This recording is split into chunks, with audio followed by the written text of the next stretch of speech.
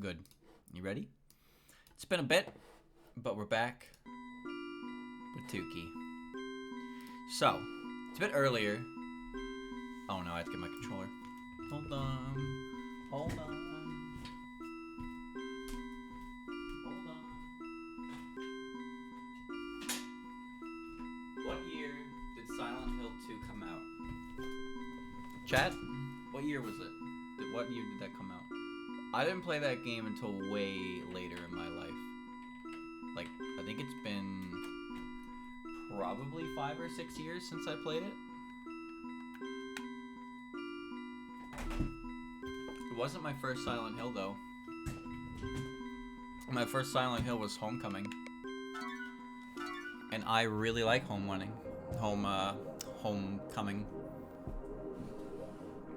I know that's maybe a weird thing to say for some people. Alright. So what are we doing today, chat? We got wallpapers to collect. We're still on page 3. 7, 14, 21, 28, 35, 42. So we're looking for wallpaper 85.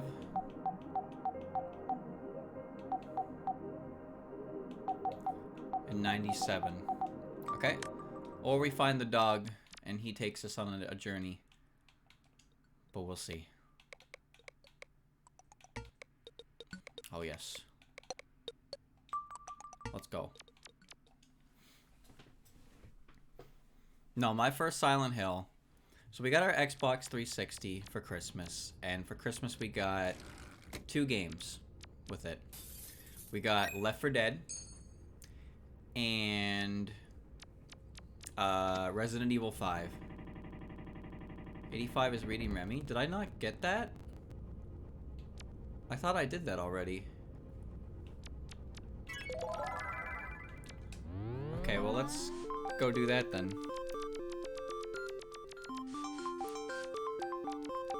Yeah, we got Left 4 Dead and RE5, and those were great co-op games to play. But later down the line, we ended up getting Silent Hill Homecoming from a bargain bin. That's right. I know, chat. I know you didn't expect to hear that Silent Hill Homecoming was in, like, Walmart's $20 bargain bins. I forget which way Remy is.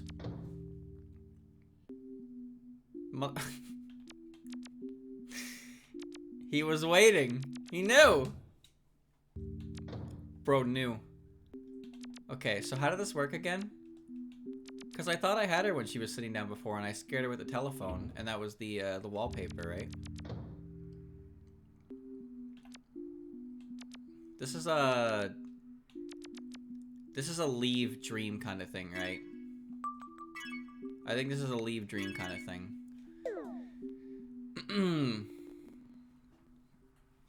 No, I played you gotta talk to her while she's reading for this one. Did I really not get that? Like, it's the one next to the penguin, right? Wait, this is new? I didn't even see that. That's not new. Excuse me? That's impossible. Oh, shit. Yes. Talk to her when she's reading. Alright. So, yeah, I think this is one of those things that you find on each visit, maybe? Anyway, I remember watching Christian play Homecoming, and he, like, got to the graveyard, and then he got to the hotel, but he didn't, like, finish the hotel. Like, I'm pretty sure he did. I think he got to the boss. And he, like, fought the boss, but he did not really enjoy the game. So, he didn't play it anymore. So, I decided I wanted to play it.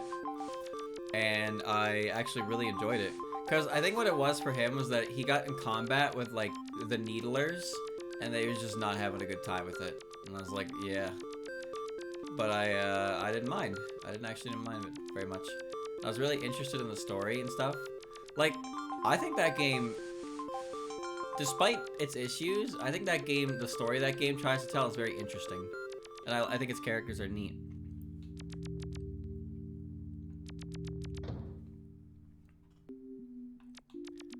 She's still just here. Damn it. Damn it. Alright. Try again. There was no reason to include the boogeyman. I remember reading, actually, chat. I don't know if it was ever confirmed, but I read a theory as to why Pyramid Head like exists, and also the creator of Pyramid Head seems very distraught over having ever created the monster. I feel bad for him. I really do. But the idea is that when near the end of the game you end up in like a hotel, right? She's not reading. How make her read? Man, try again.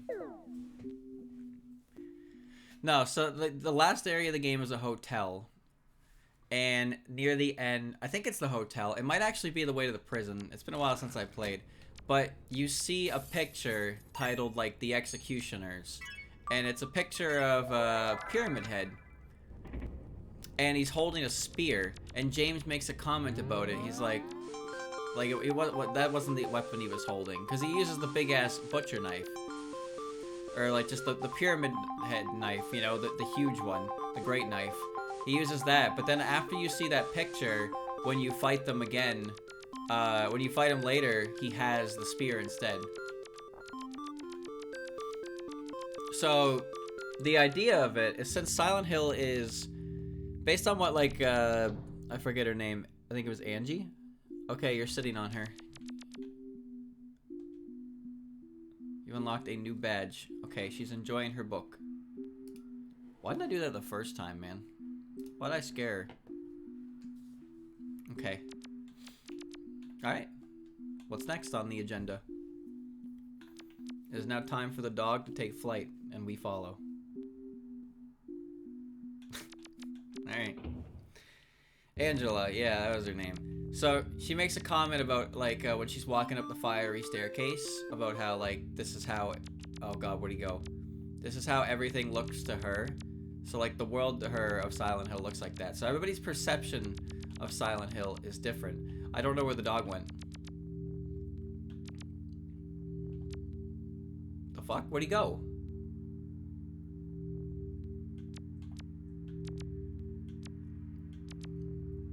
Everyone's hell is personalized. Oh, there he is. Okay. I see ya. I see ya. Okay, I lost you because you came out here and you were gone by the time I exited.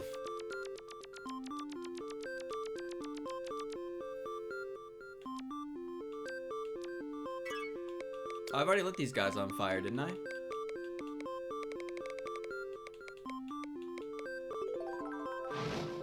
Yeah, I'm pretty sure I did this. I combusted this motherfucker.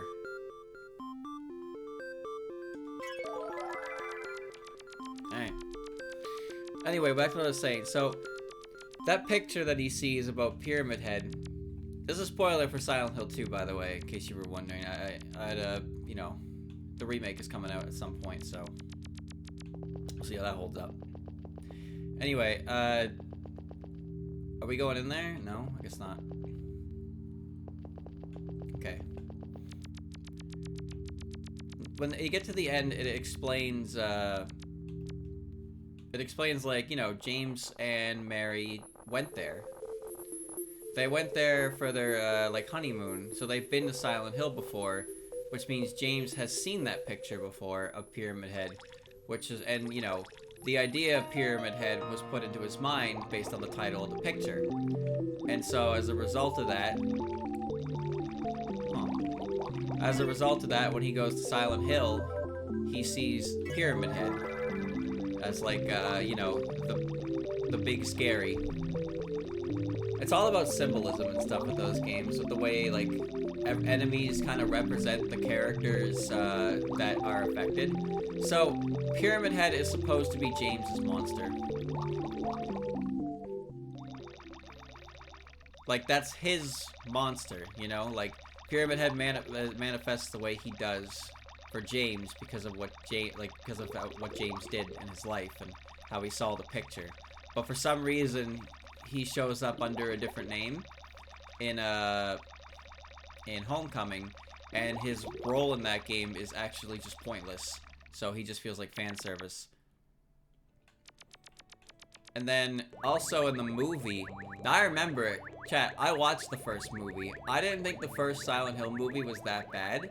It was based on the first game, but also Pyramid Head was there. And I remember one specific scene that was just insane. Because, like, a bunch of, like, the nuns or whatever are, like, running because the hell bell rung. So it's like, oh shit, they're going to Rust Hell. Which is a terrifying aesthetic, by the way. I love that Silent Hill transitions from the foggy town to that. But yeah, no, so a bunch of these nuns are running, and then Pyramid Head grabs one and just like rips her skin off. Like just tears it off. And we're talking like 2007 like CGI. You know, just take the skin. Pulls it off her. Now the funny thing is about that costume. Oh. The Pyramid Head costume, apparently they didn't have enough material to finish it. So, the actor inside the costume had no ass cover. He had no ass cover. So, his ass was completely exposed while he wore the outfit. So, Pyramid Head had his dumpy. Pyramid Head's in the first movie. I never saw the second movie, but he's in the first one. Chad, imagine Silent Hill, but Mia Jovovich, like Resident Evil. Could you imagine? Because she's like action movie in Resident Evil. Imagine her going to Silent Hill and encountering a nurse, and then just being like, you know, she just fucking like does a backflip off the wall and kicks it. Wait, where'd the dog go? Wait a minute, what? Where'd the dog go? Oh, there he is.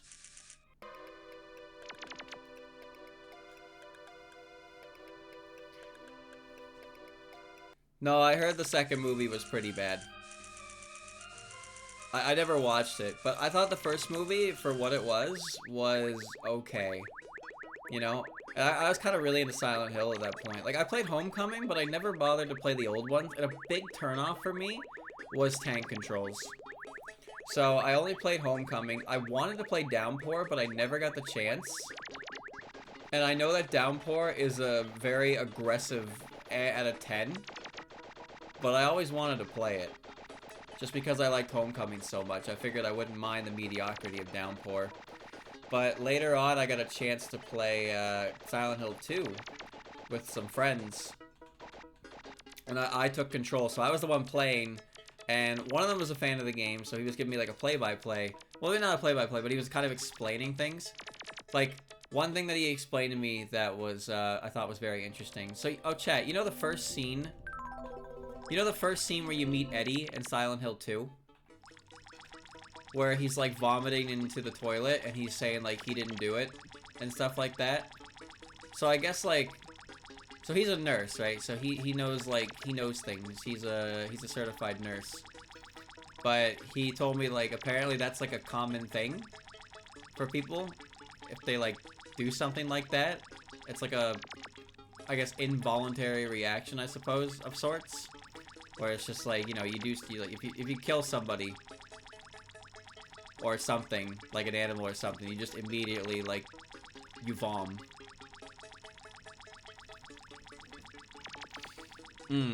Eddie's not a nurse, no. No, not no, my friend was explaining this to me. I don't remember what it was called exactly, but yeah, essentially Eddie's, what you find Eddie doing when you first arrive is the kind of thing that somebody would do. Oh, what the fuck? It's the kind of thing that somebody would do if they had just, like, you know, killed something. And as you see from how Eddie plays out for the rest of the game, it actually all kind of starts making sense like that. You know? He starts getting mad at you for making fun of him, and then suddenly you're fighting him in a gun battle in the freezer. It's like you didn't even do anything. Why is this table bloody, and why do you all have chainsaws? You just spit blood on me? I'm gonna kill you.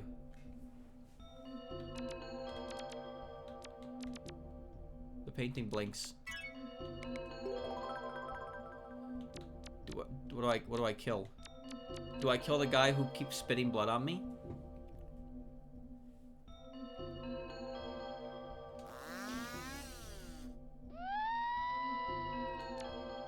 He's dead, Jim. Now what?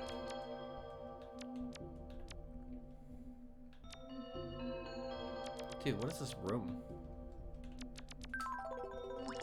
Alright. What the fuck? What a hella secret room.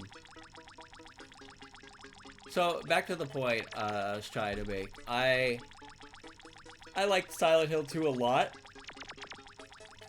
Like, the tank controls didn't bother me. I was really invested in the story. The voice acting was cheesy, for sure, but I think the most impressive part about that, chat, is while the voice acting of, like, every single character is omega cheesy, the letter at the end of the game has so much emotion put into it that it's hard not to feel something from it. I don't even know who the person who read the letter, like, is. But just the letter that gets read out at the end of the game, God, man. It just feels like, it feels real, you know? Like, you can hear the inflection in their voice. It's the devs behind Layers of Fear. I don't know what Layers of Fear is. I know what the Silent Hill 2 remake, of course. Everybody does. Do you know how beloved that game is? Silent Hill 2 is to Konami as Resident Evil 4 is to Capcom. It's one of the most beloved games in one of the longest running series. Well, maybe that's not true for Konami. And it's one of those games that is going to be under extreme criticism when it comes out. Konami treats the franchise like trash, I'm aware. I know what I know, but I just mean, like, Silent Hill and Resident Evil are very easy to compare because they have parallels, but they're also different games. They're both neat for their own reasons. Resident Evil is a little more schlocky, but Silent Hill is one of the best games to ever really handle that kind of horror. That said, the combat in Silent Hill 1 and 2 is not really combat. Although I do like how some people have figured out that the strongest attack in the entirety of, like, video games is stepping on someone. Because you can beat the shit out of anything with a pipe, and it will be like, oh, I'm still alive, and then Harry or James will just walk over and put their foot down on it, and then it just stops breathing entirely. It's kind of insane.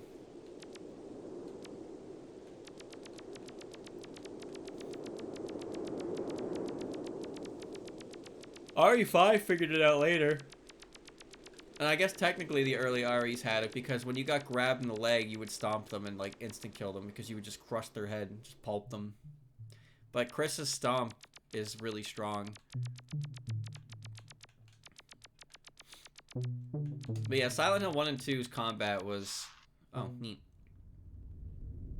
Oh, neat. Silent Hill 1 and 2's combat is very straightforward and not very difficult. And then the third game was like, so we heard that it's too easy to kill man-made horrors beyond comprehension. Okay. Anyway, your name is Heather. You have you got an M1911, and you have a wooden stick. Here's an 8-foot tall flesh golem in this tight hallway. Have fun. You're gonna take me to Teddy Bear World. Yeah.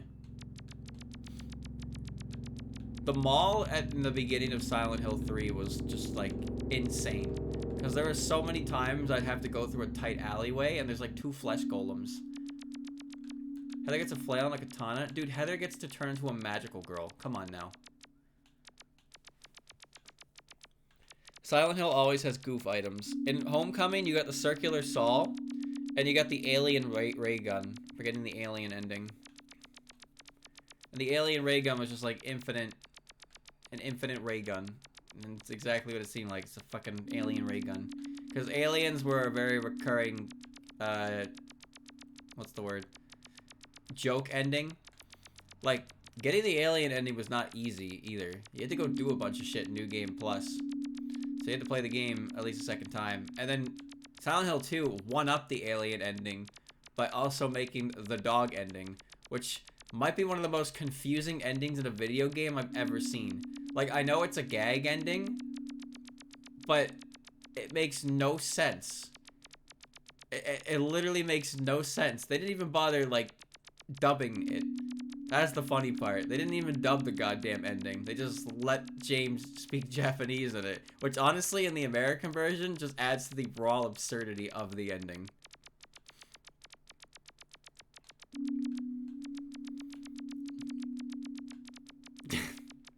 I don't know the deal with it. But like, I don't remember how you're supposed to get it, but I know the alien ending, like, the alien ending's goofy, and it continues off of Silent Hill 1's alien ending. Oh, we're at the sub. Yeah, I've got these two. Yeah, we gotta do this until they open up. It was you all along.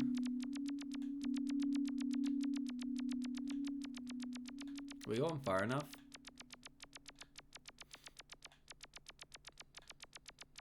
I don't know if we're going far enough.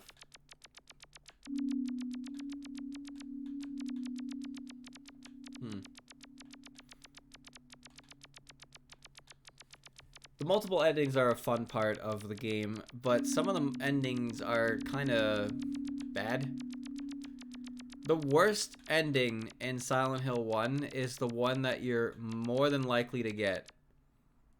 And that's the one where... That's the one where it's just, you know... Henry's just dead in a car crash. Because it's easy to fuck up and kill the cop, because you don't know how you're supposed to, like, save her. And now we wait.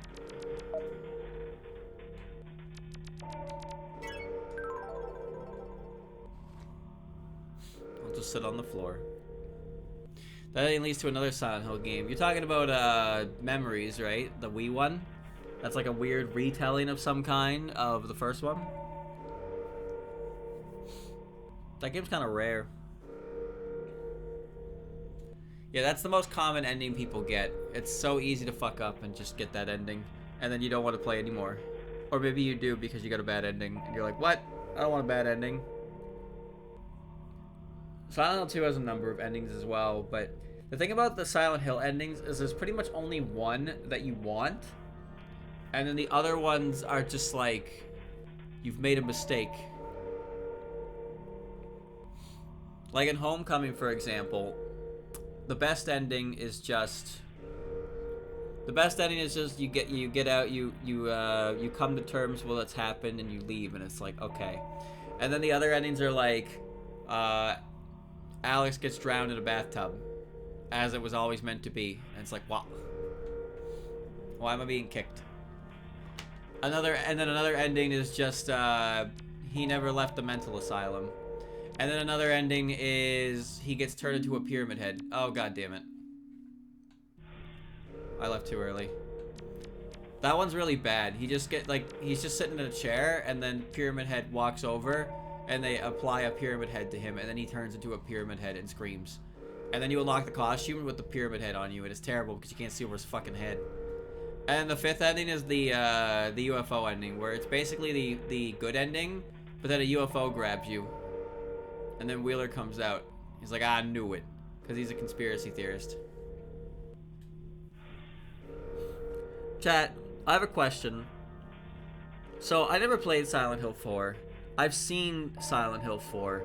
I don't have any interest in Silent Hill 4, but I'll probably watch Vinny play it, obviously, when he plays it. But I never played 1, but I watched a full playthrough of 1. I've played through all of 2, and I played through all of 3. There was one on PSP that I'm pretty sure has the reputation for, like, the worst Silent Hill game. And I don't know if Silent Hill Ascension is a game. I don't actually know what that is. So that's not a game? I think it's called Origins. It's the one with Travis. I think it's called Silent Hill Origins. It's PSP, you play as Travis. Travis is also the guy who drives Alex to Shepherd's Grove, so he makes a cameo there.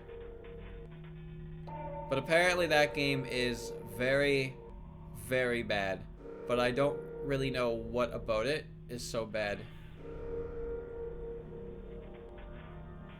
Are we ever gonna reach our destination?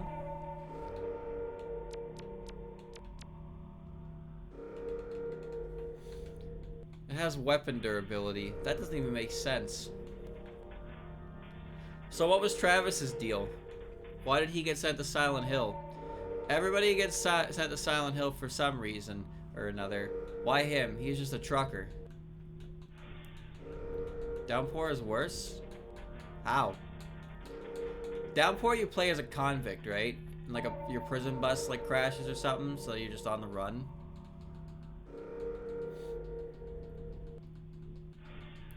You saved Alyssa from a burning house for some reason. Are you talking about Travis, or are you talking about the Downpour guy?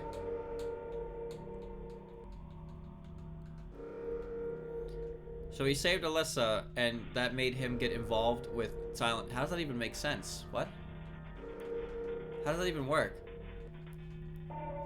See, I think the reason why James had the best story, like why Silent Hill 2 was the best, was because it had no fucking involvement with this cult shit. There we go. There we go. Silent Hill 2 is its own story contained within the world of Silent Hill that does not involve any of the residents, the weird cult, or Cheryl or Alyssa or any of it. Now granted, there's an ending that implies that James tries to find the cult to like bring Mary back, but I think that was one of those endings that was added in like a later release of the game. He just rows a boat across the lake trying to find like a church or something.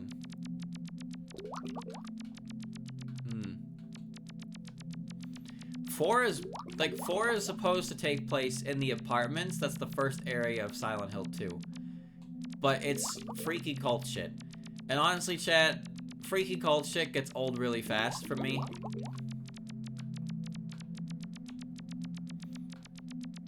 But yeah, what I like the most about 2 is that it stayed in its own lane. It's self-contained for the most part. It's very interesting, the story. It doesn't involve any weird fucking bullshit. I still liked 1, and I still liked 3. But 2 was just I think 2 was the best.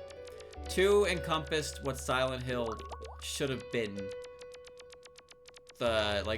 Silent Hill should be for me. It's somebody's own personal hell, but like and other people are around him experiencing their own, but it's none of these cult fuckers. Every single Silent Hill game has to have these cult fuckers. Homecoming was no exception. Hell, you weren't even in Silent Hill. You know how confusing that game was when I played it? Pingy. I played that game, and it's called Silent Hill Homecoming. And I was like, oh shit, I'm going to Silent Hill. And then the game's like, welcome to Shepherd's Grove. And I was like, what? Fuck you mean Shepherd's Grove?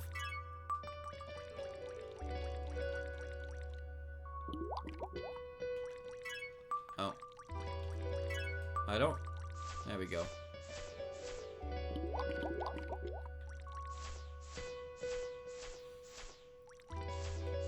Well, 2's... Anything related to the cult in 2 was like, just, you know, text and stuff.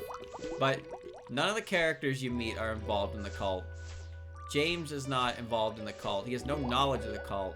There's no, like, any crossover with any important character regarding it at all. So you still learn about the lore of Silent Hill, but James's story is just completely uninvolved with any of that. Fuck. You cannot pengy past here. Nice house.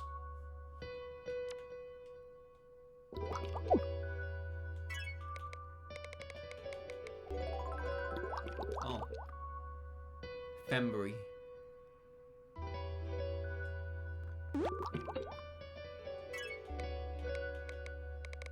Hold on, I must stretch. Oh.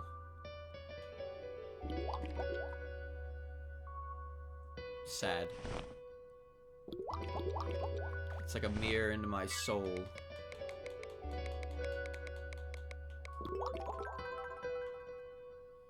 You can do the same scene as child with glasses. Okay.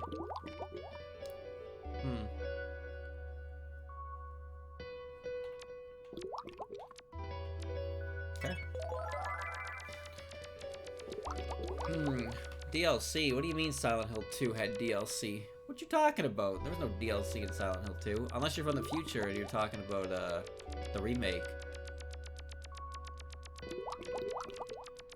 Chat, I want you to understand something about the Silent Hill 2 remake. There's a very real possibility that you boot that game up and the music is great, the atmosphere is amazing. James looks up from the public outhouse or public restrooms, and the game starts, and you're like, whoa. And then in the top corner, there's a link to the Steam page that lets you buy additional ammo for $3.99. So any and all immersion and faith is thrown out the window.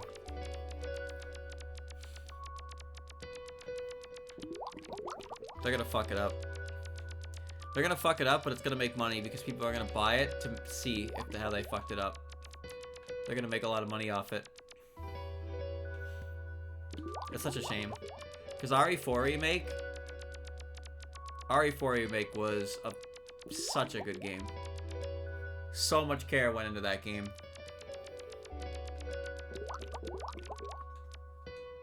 Sad. So much care went into that game.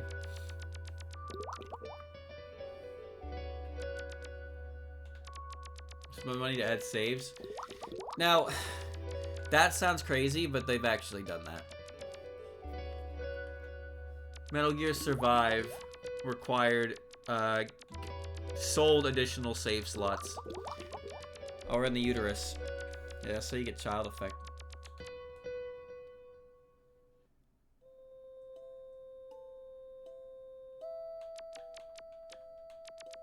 Alright. RE4 Remake was this year. Yeah. It came out around March or April. And it was a goddamn good game. Separate Ways was a fantastic DLC. I'm so glad that game turned out well, because I was afraid. I was really afraid that game was going to be not as good as the original. But I honestly think I like it more than the original. I still like the original, don't get me wrong. But something about RE4 Remakes, just design, the way you play the game, the knife stuff. It's just, I think I like it more. I think I like it more. Gearbox got their hands on the Risk of Rain franchise and immediately announced a mobile gacha game. Oh, that's what that was? I saw an announcement for a new Risk of Rain game, and I thought I thought they were talking about it being like a reimagining of the first game, like updated and everything. There's a dog here. So you're telling me that was a mobile game?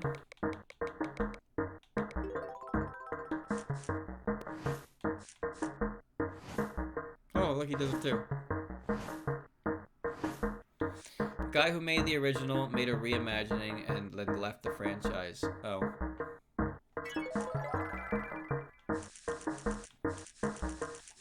Aya's got the same voice. Vinny's gonna play Separate Ways at some point. But yeah, Ada's VA did not change for Separate Ways. And some of the lines are fine, but unfortunately, a lot of them aren't. A lot of them kind of sound the same delivery, which is just not very good.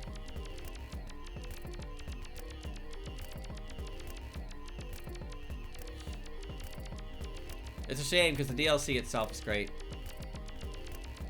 The additions, bringing back cut content from the main game. I will say though, the final Sadler fight is pretty butt cheeks.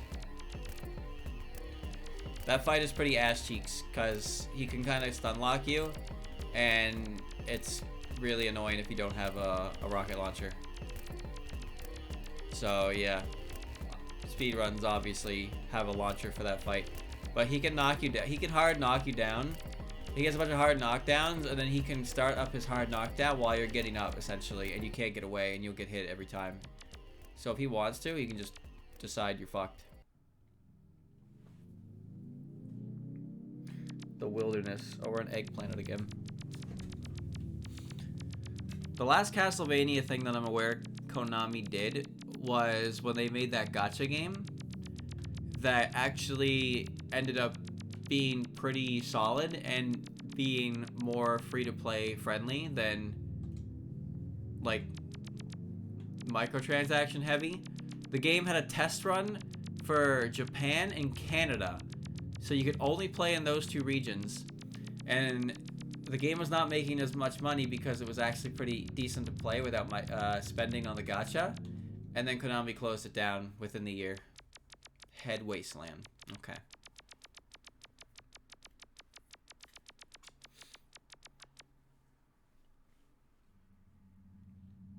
Oh. That says a lot about gacha games. Just saying. Think about it, chat. People always talk about gacha games and stuff like that. Hold on, we're trying to get something to happen here. Can't see our names. But here we have a prime example of a gacha game that was actually like good in the gameplay department, and it was closed down because it was too good in the gameplay department. And when you think of it like that, and you look at gacha games in general, it's like, oh, okay. The priority is milking a certain percentage of players for all they're worth. The gameplay is secondary. Why would you play a game where the gameplay is the secondary thought? And when you think of it like that, it all becomes clear. Right there, man. It all opens up. I'm gonna play a game where the main focus is taking as much money from me as possible, and then with that money I can use it to play the game better than other people. You know Fire Emblem Heroes, how they have a system where you can uncap and you can like give them additional levels? So you plus 10 a unit, but you can't plus, you need copies of a unit to plus them. And you can't have a 5-star unit that's gacha only without pulling the 5-star unit from gacha. So you pull 11 copies of a character to maximize them. 11 copies on a rarity percentage of like less than 3%, chat. And people do this because they want to be the best Fire Emblem Heroes player.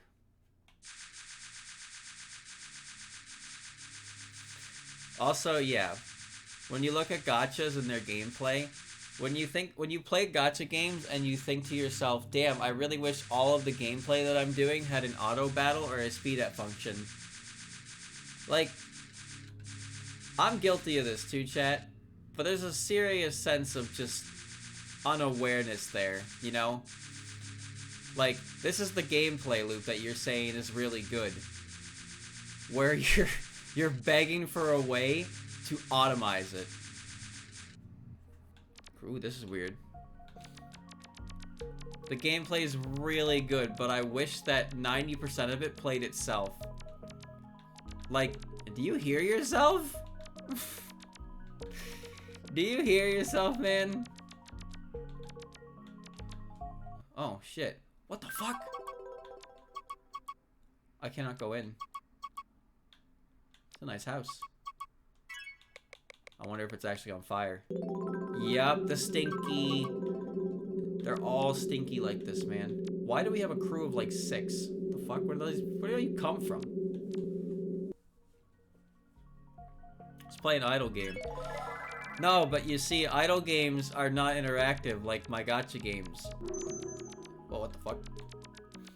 Dude, Azure Lane, I give that game credit, but the entirety of that game's gameplay is auto. You let that game play itself, you don't play it. But the gameplay is fun. Motherfucker, you let the game play itself. No, man, I do the hard missions. Oh, you mean 0.1% of the content? And you auto battle everything. Chat, what button? I press 4.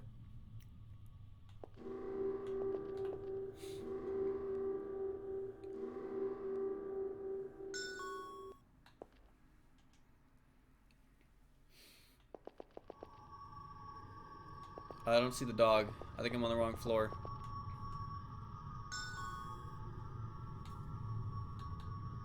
Am I not on the wrong floor?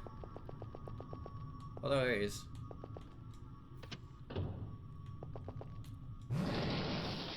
Cog maze. Oh, shit.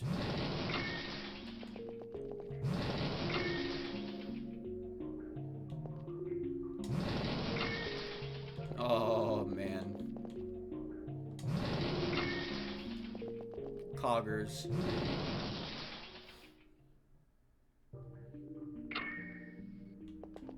Got dark.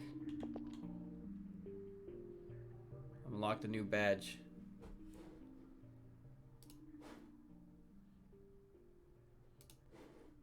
What's this? Oh, a door unlocked. Oh, great. The expedition update, which means something's gonna crash. Wait, what the fuck? Where am I? Oh, that must have been a shortcut to here, huh? It opened a door that takes us back here. It's a nice place. I didn't mean for the conversation to derail into yelling about gacha games, by the way. That happened by accident. Neat lad. You want me to marginal? Okay. Oh no, he's spooky.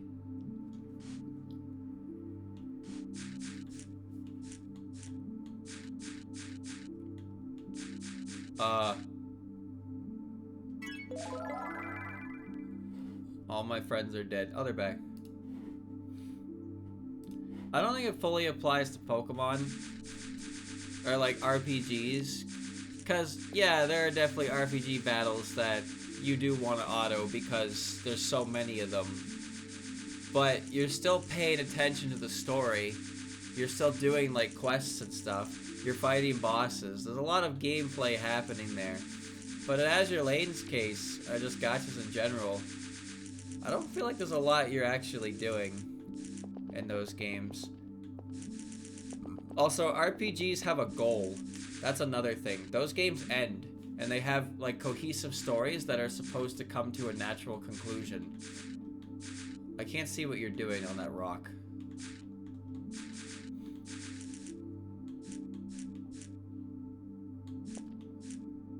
Oh, you want me to howl at it? Okay.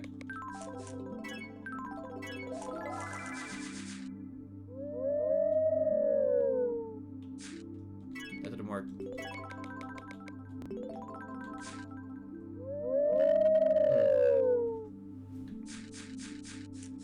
There you go. Alright. Top right. Oh, the goober?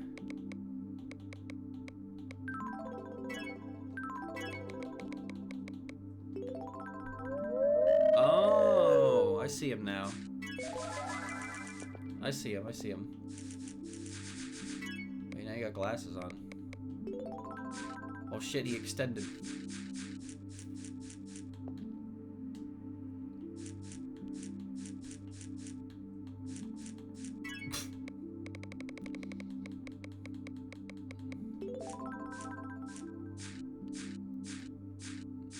Turn into one. Well, that guy interacts with a lot of stuff, huh? Alright.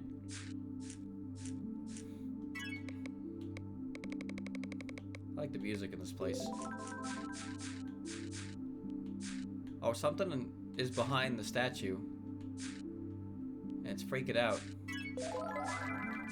Interesting.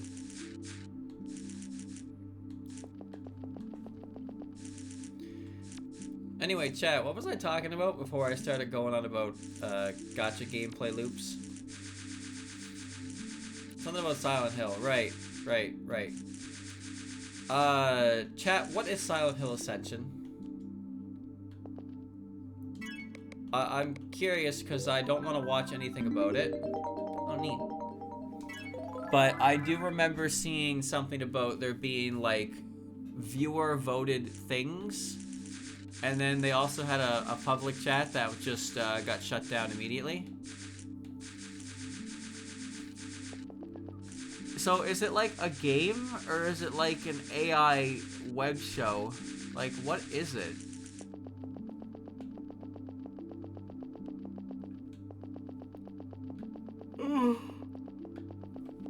No, they killed the chat pretty fast. I'm aware of that. I'm not even sure when it came out, but it's still around. Also, I'm pretty sure the people that developed it are very adamant that what they're doing is the future of video games. Which is just wiggle, wiggle, wiggle. A little bochi action.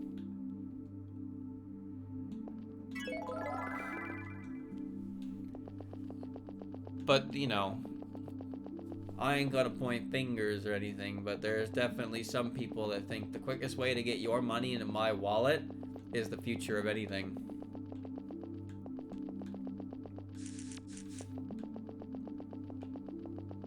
The future of streaming, chat, is subscriber-only streams.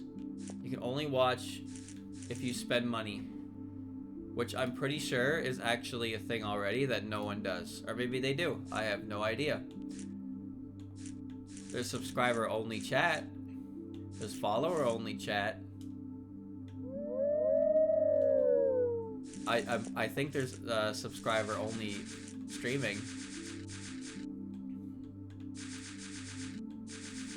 A streamer battle pass? Okay, hold on.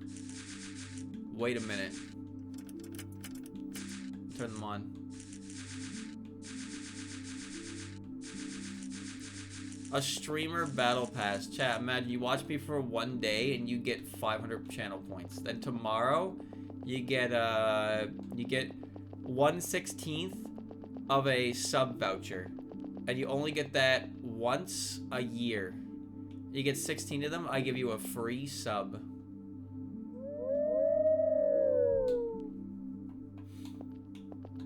Unlock an emote for a day. You gotta watch this. It's the fear of missing out. Oh, this guy's dead. That's what it is, chat. They're all built on the FUMO.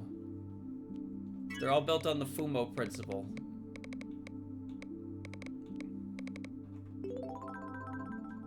Nice. Hold on, I'm gonna get my glasses. I'm not running a charity here, man. You want a free sub, you gotta prove your loyalty for 5 years.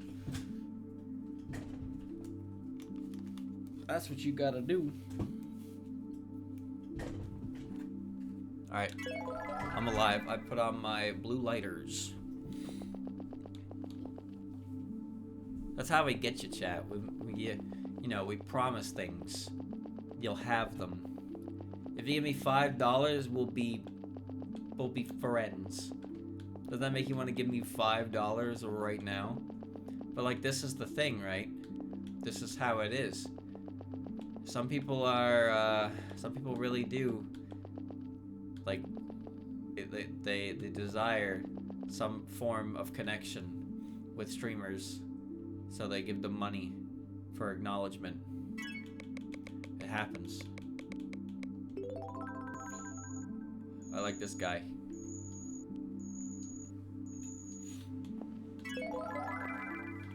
Chat, have you ever watched a stream and like that had like donation notifications on, and you just watched like one person basically like talk to the streamer through only donations.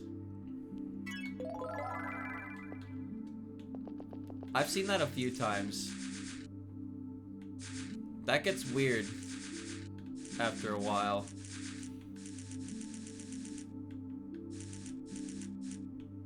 They really want that acknowledgement, man. They want it. They crave it.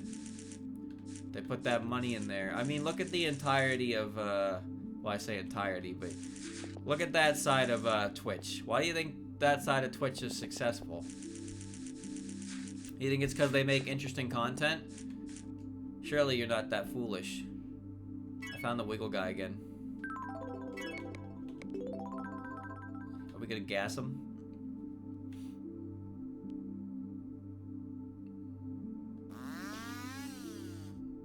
Oh, he didn't care.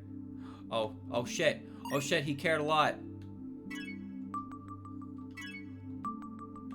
I killed him and now his head is spinning.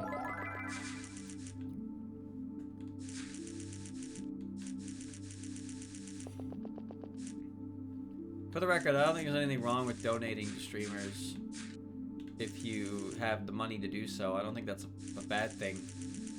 I'm just saying that sometimes the reasons people donate are less than generous, to say the least. What the hell are we? I don't think you should donate money to someone because you want them to say your name.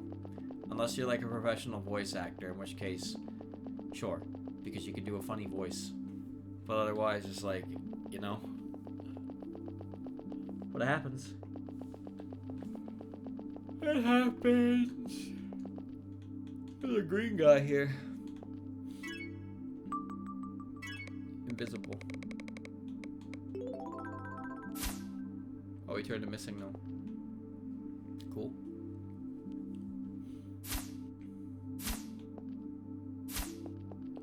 Fairy.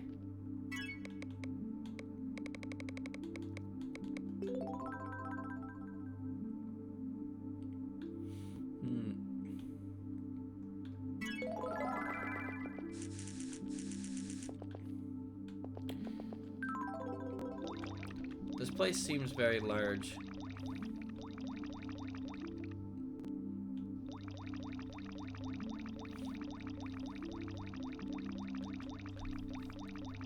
Been out and about in this world for a while now, though. Actually, chat, did Silent Hill 2 Remake have a release date yet? Is that coming out this year? The way people have been talking about it recently, it seems like it is, but I don't pay attention to dates. I know the Game Awards has been announced again, so those will be happening. I don't remember when it was. I have no idea.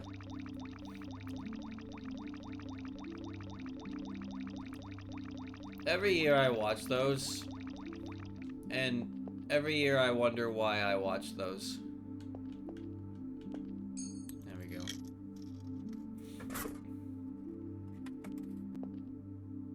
Oh. Sippy. Take a sippy. Nominees are revealed in 4 days. I want to know what the Game of the Year category is going to be this year. No matter what games are up there, they're not going to be respected by at least one person. But, honestly, honest to God, there's a lot of great games this year. Some that I didn't particularly care about myself.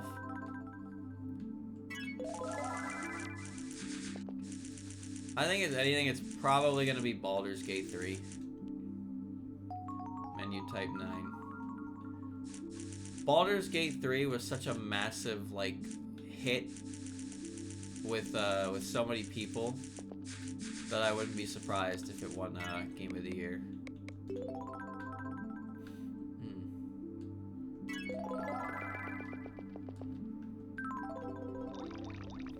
I really think that's the game that really seals it. But we'll see what the nominations are then.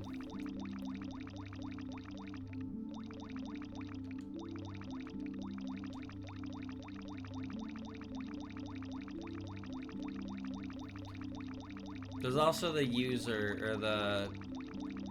I like the category that's entirely decided by, like, vote-ins by the audience.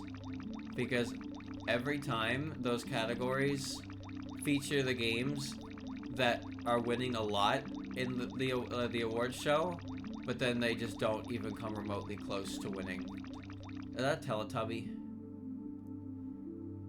That kind of looks like Tinky Winky. Maybe a little bit. A little bit.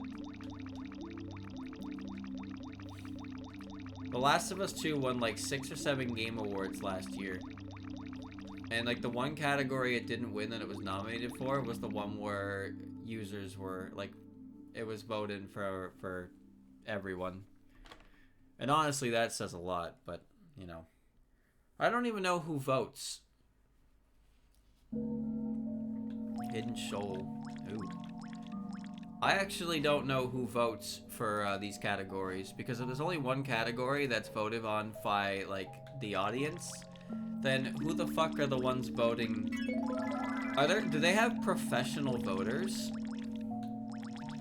Is that what it is? Does the Game Awards hire, like, professional quote-unquote, like, voters? So they have, like, a panel of, like, 5 people or some shit, and they just discuss which game is the best? Because if that's the case, then the way things win awards is extremely easy to explain. By the way, chat, speaking of that, you remember how a couple weeks ago, people found out about Sweet Baby Inc. and how it's been responsible for writing a bunch of games for the last, like, 5 years? Yeah, well, they, like, pretty much went quiet on social media. The last big games that I'm aware of that they worked on was Alan Wake 2 and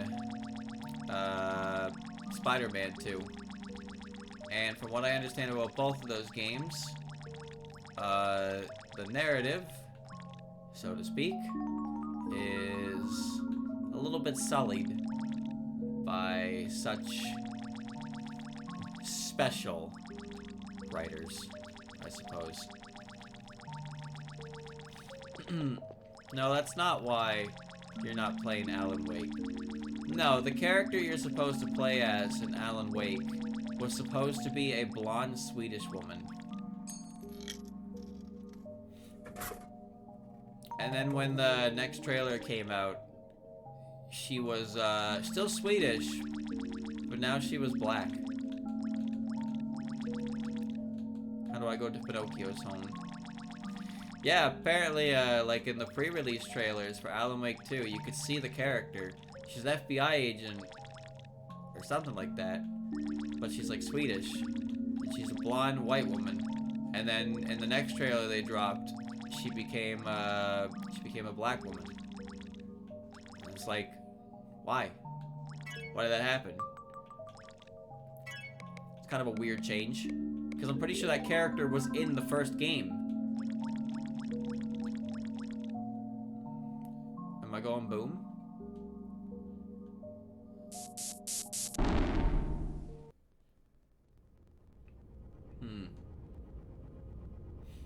Well, actually, I gotta wake up because I want to save, because if my browser fucks up, then I lose all of our progress we just did there. Dude, there's so many people on this computer. Okay, I have saved. Let's go back.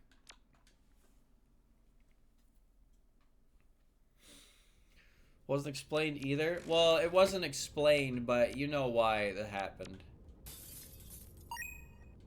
You know why that happened. Now, I haven't seen anything about Spider-Man 2, but same company behind the writing there, so, you know. I hate to rag on things, chat, but, like, I guess I'm just sick of it. Maybe that's what it is. I'm sick of change. I don't like change. Keep things the same.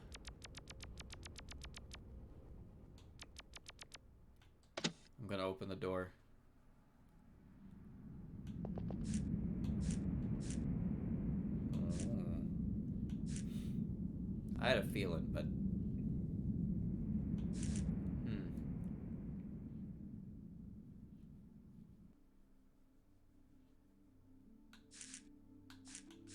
I don't actually care about Miles Morales at all. I have no positive or negative emotions towards his character. But apparently he's like the greatest thing in the entirety of the Spider-Verse right now. And I just don't have an interest in Spider-Man to that extent, so it doesn't matter to me.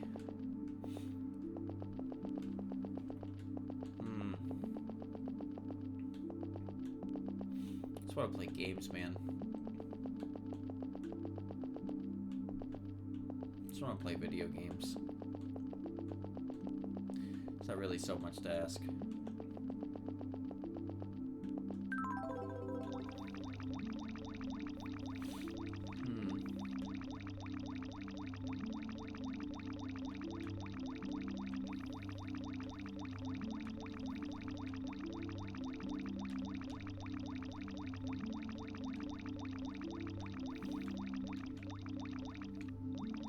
Neat.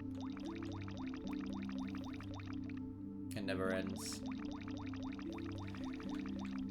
It never ends. Now, chat, I was thinking about this before. A good example of what I'm gonna say. I'm of the belief that you cannot hide your initial reaction to something. You just can't. So, like, if I feel something about something, like, instantly, I am just convinced that that is how I feel about it. And that no amount of explanation or copium is going to really change that. Now, a good example of that for me is when they showed off the Brilliant Diamond and Shining Pearl trailer. I was like, holy shit, Gen 4 remakes. And then I saw the art style, and I immediately winced. And I was like, oh. I knew immediately that I did not like it. And I was like, fuck. Now, that's why it's good there's no webcam chat. Because sometimes I do things and play things on stream and I see things. And I keep my mouth shut. And then I have time to articulate my thoughts and put it into words. But if you could see my face sometimes...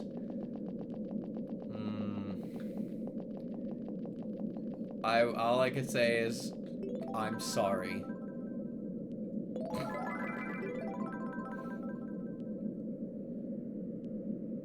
It happens, though.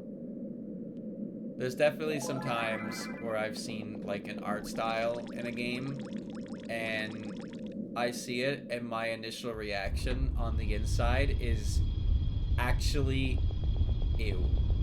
Like, actually. But you're never gonna see that because I keep my mouth shut in those situations. And then I let it fester a bit, and then I talk. But I'm pretty sure you would, if you saw my face, you would see exactly how I felt in that moment before I could, Mansion.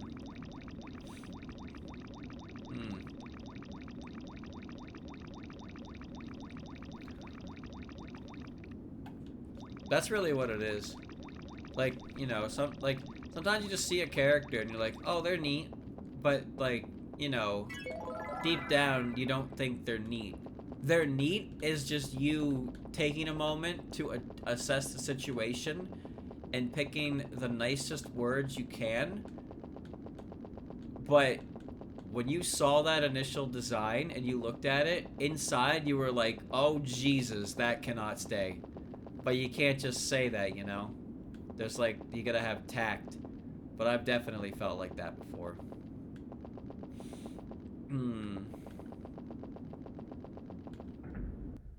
In the mansion. Oh, I love it in here. No, Zenzai doesn't do that to me. Fan art does, though. It works both ways, though. Like, sometimes I see a piece of fan art that actually just, like, leaves me speechless. for a couple seconds because it's just so good that I just like I'm just looking at it, you know. But I've also seen art that I looked at and it makes me want to close my eyes because it is. I do not like it. I do not like it. But that's just the nature of art, you know. Everyone's a critic. Just because I don't like what you draw doesn't mean you should stop drawing. But there's definitely artists that I don't like their art style, so I don't want to look at their art. That's all.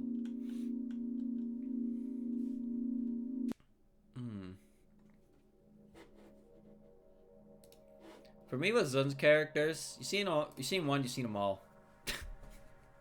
You seen one, you seen them all. So I like just try to assess the aspects of the character that stick out. But for the most part, like his bodies are roughly the same deal. So I'm used to just seeing like the body of his characters.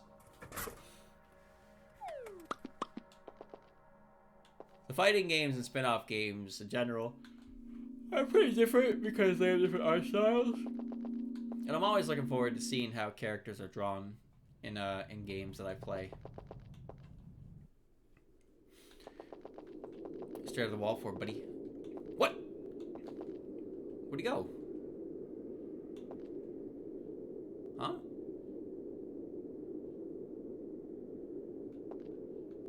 He was staring at the wall and then he just died.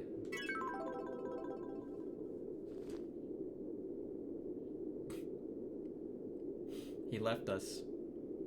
Oh, he's back. How did he do that? What? Oh. Oh, he talked to this guy. That makes sense.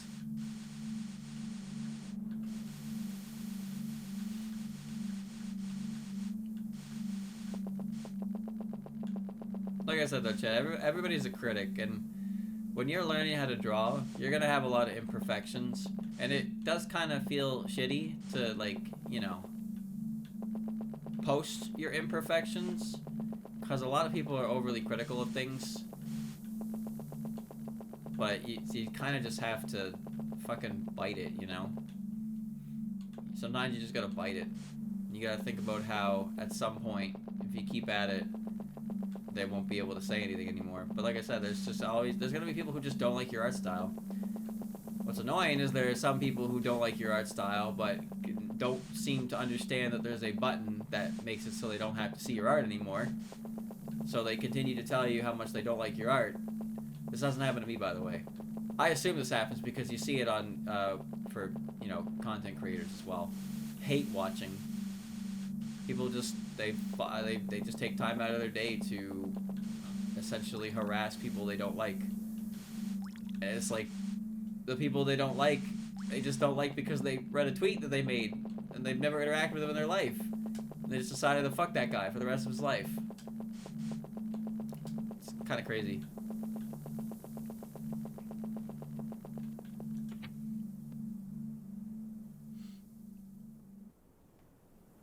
It's good to be open to criticism when you're learning. And even when you're not learning, you're always learning.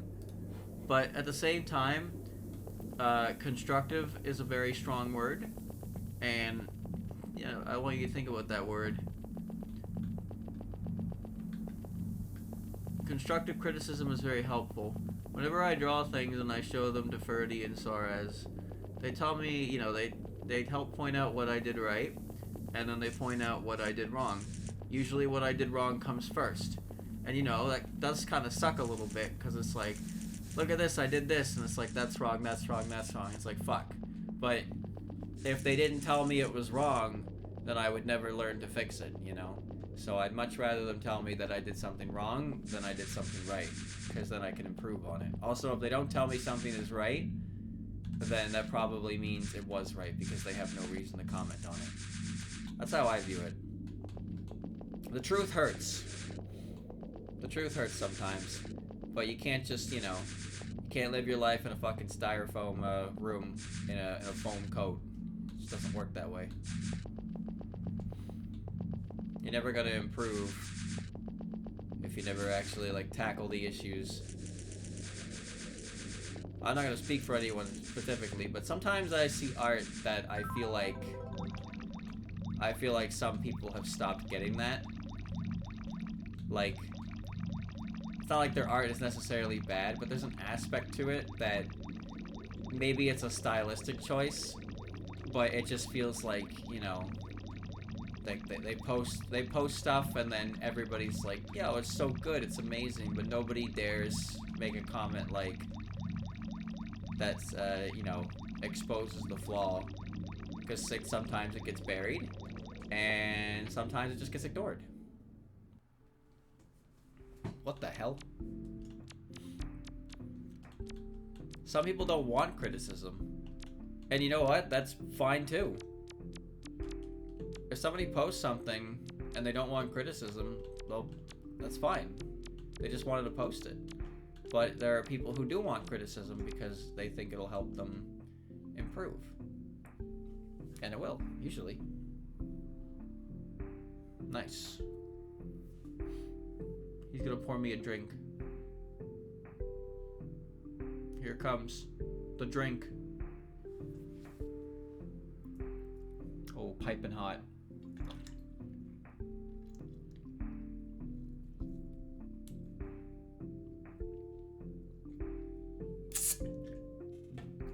I'll take a big sippy.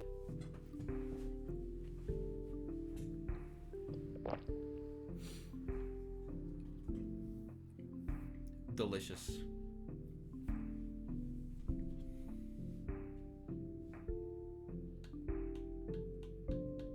Thanks, G. That was some good coffee.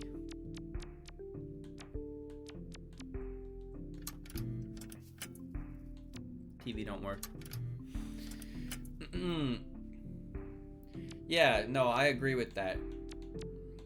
If people can be fundamentally aware of the issues in their art is an example, of course. They can understand where the issues are, but they might not know how to necessarily fix them. And it doesn't help to just, like, it's not good criticism to just be like, this is drawn wrong. You know? It doesn't help, but it can help to, I don't even know what you would do in that situation.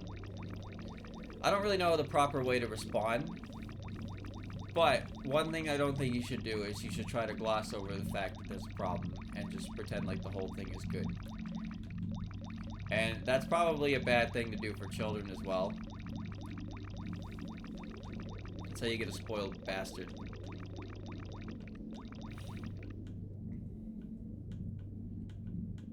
Oh, I'm stuck. I didn't realize that was me, sorry. I'm coming. I'm on the way. Wait, what? Oh, you docked there. For example, chat, the Remu that I did the other day, I'm happy with how it turned out. I am happy with how it turned out, and there's aspects to it that I really like, but there's also numerous aspects to it that I already see, and I know are not done sufficiently, and I know I want to improve on. So, like, for example, the legs, for sure. The legs are a big one on that one, and the legs are a big thing for pretty much all the things that I draw. They always look a little stiff because I don't know how to draw them properly. And that's fine, because the more I do it, the better I get, but I also just haven't had a proper lesson to it, which will be tonight, so I'm looking forward to that. But yeah, that's in that kind of situation, I don't need a comment telling me the legs look wrong, because trust me, I know. So at that point, it's like, I don't need that comment. And I don't really get those comments either. I appreciate the supportive comments I get, for sure. But I'm also very happy that Soares and Ferdy are not shy about telling me what is done wrong, and then helping me figure out how to improve it and make it, like, not wrong. Although I gotta admit, sometimes, I said this before, but sometimes it can hurt. Because it's like you spend a lot of time on something and it's like wrong, and it's like, fuck. But if you could get everything right on the first try, then, like, well, that'd be a fucking magical world you live in, isn't it?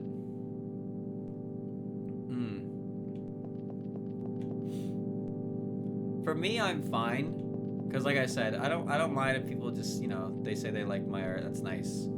That's obviously a lot of people want to hear that. They want that some kind of validation like that. Nothing wrong with that.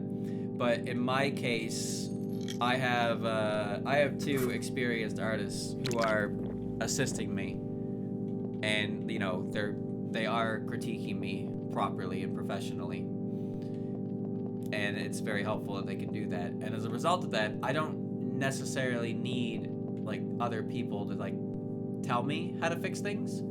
But there are some artists who they really don't get anything but like feedback from strangers essentially, so they don't have a lot to work with. They can't get professional they can't get a professional criticism on something, so they're reliant on just random people if you know, if they're lucky enough to get a comment. But people don't like being rude.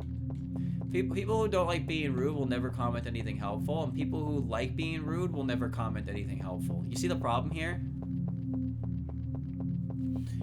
Do you see the problem? So you get a rude asshole who doesn't give you anything constructive, or you get somebody who doesn't want to be mean, so you don't get anything constructive. It's a hard balance. Constructive criticism is important, especially if you're eager to learn. But like I said, I'm in a position where I don't really mind not getting constructive criticism in like when I post things, because I have Ferdy and Sora's doing that and helping me with that. But even then, it's not like it's a bad thing. Sometimes it just comes off the wrong way. And also, like I said earlier, sometimes people aren't really looking for like criticism. They're not really looking to hear anything about it. You know, they just wanted to post something because they wanted to post something. That's not like a, unless they say, you know, if somebody says like, please, you know, criticism please, then that's fair game. But not a lot of people post like that. People have different levels that they want to get to, for sure. Oh. It didn't work. Oh. I see. Like, oh, you're a phony. Okay.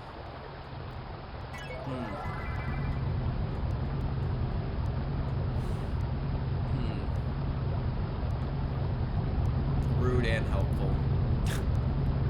Well, I guess take what you can get if you're looking for it, right? But no, in my case, it's like, I'm looking to improve. I know I want to improve.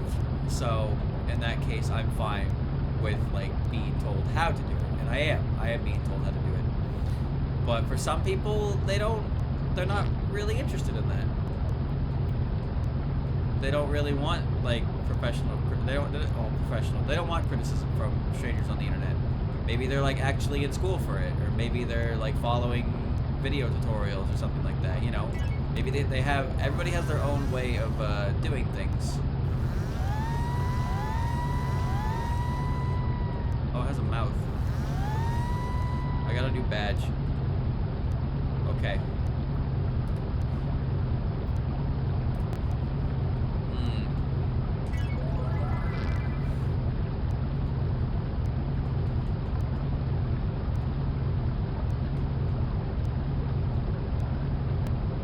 Alright, now what? It's loud up here. Everything in moderation for the most part. Like, chat, when I drew heads, I was drawing heads, they weren't turning out right. Like, I was having, you know, I was not having a good time with it. But, like, despite not having a good time with it, and, like, drawing them, I did not want to hear, like, they look okay. You know, I wanted to hear how to fix it. Oh god, what's going on here? I wanted to learn how to fix the issue. That's what I wanted to learn. And ultimately I did. There's a dude in my way.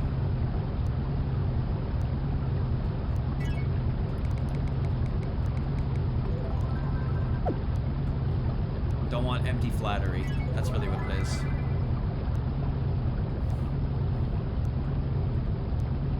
Or at the very least, I'll take the empty flattery from people on Twitter. And I'll take the constructive criticism from my art teachers. You know, we can do that. Have a little good comment. You've earned it today. Just don't let it get to your head. Because remember, chat, you also gotta pay attention to your own goals as well. Like I said, some people want to go really far, and some people want to get just to a point where they can pretty much doodle some nonsense and just have fun with it. Not everybody is trying to be like, you know, good old Leonardo. That's not everybody's goal. If your goal is just to get to a point where you can doodle silly things and just have fun with it, then you're golden. You know? Post your doodles. If you want to be like a professional illustrator, there's so much shit you can fucking learn with that, by the way. But, you know, then obviously you're going to take a lot more things serious. And you're going to do a lot more studying. Ooh, this is a cool little room. There's somebody in here.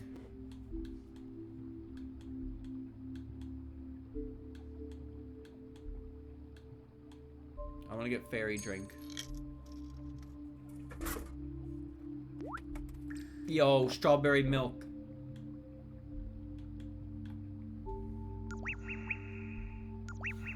There you go. This scene is absolutely great, absolutely awful, not until a little bit of time when you can properly dissect it. Well, actually, the way it is that everything you draw and look at yourself is terrible until you tunnel vision, and then it looks fine because you're hard coping, and then you close the program and you open it the next day and you're like, oh god, and you see issues with it. But the thing about art is when you see other people's images, you only see the final product. You don't really see the process. And let me tell you, chat, the process is ugly. There is no two ways about that. It is a very ugly process. Draw a naked fucking head and put like a stupid face on it, and it's like, what is this? But then it all does come together. And it feels like you're just doing random ass lines sometime, and then suddenly it's like, oh, I know what that is. I kind of hate how it works, but it actually does work like that. Like, legitimately, it works like that. You draw a stupid head, you draw a stupid body shape, you draw stupid lines for hair, and suddenly you have a proper head. And it's like, oh, okay, I've drawn a character.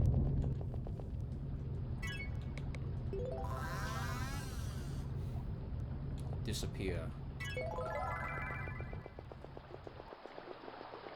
It's fun though. It's pretty fun to draw when things go well. But it also has been a source of frustration. But that's fine. Part and parcel. I've accepted that already.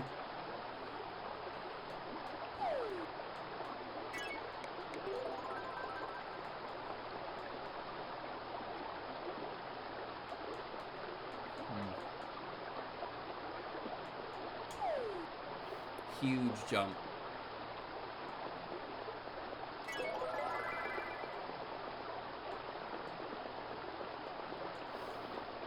Being creative is suffering.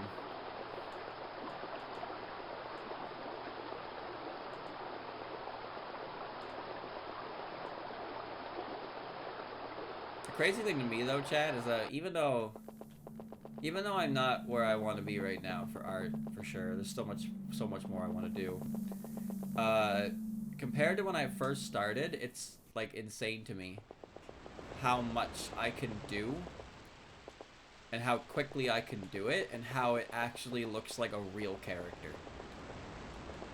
Because you don't even really feel it. It just kind of like happens. My circle game is kind of insane. I was drawing some mean ass circles yesterday. I was. Nothing there. But when I started, I couldn't even draw a straight line, man. But now, circles. I got them. We got them. For everything I get right, I get 2 more things wrong, though.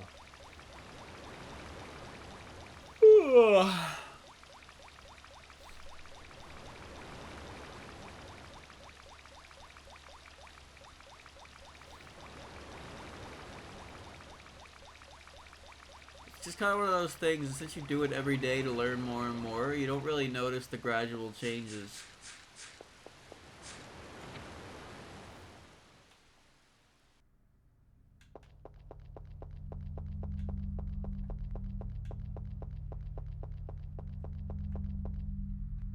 Stinky vending machine.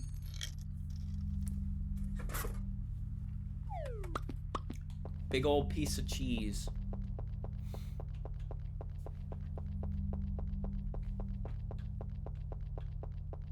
I guess we're just walking.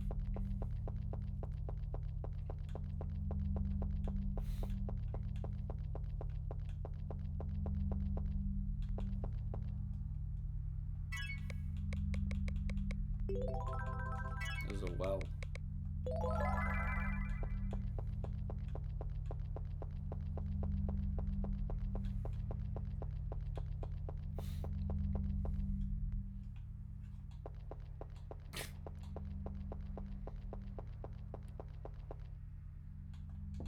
It's like the start of a slasher film.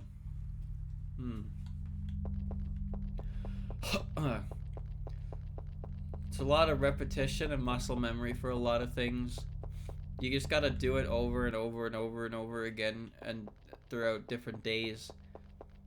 But a big issue that people have is that a lot of people want instant gratification and they don't like when things are slow. That's a big thing with working out, I find. People have this idea that if you work out for like a week, you're just gonna be like, you know, you're just gonna like start making massive gains. You're not gonna see any change in your body for like a couple months. But you gotta keep doing it. But because it doesn't happen immediately, they just think it's not working, or they grow impatient and they stop doing it. And at that point, it's never gonna work because you stop doing it.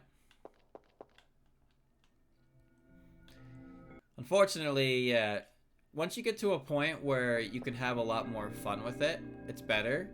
But the beginner hell is pretty rough. I'd like to get to a point where I can just... I'm taking the speedboat, dude. Look how cool this is. Oh, it's blocked. Never mind. I'm slowly getting to a point where I can just, like, doodle stuff.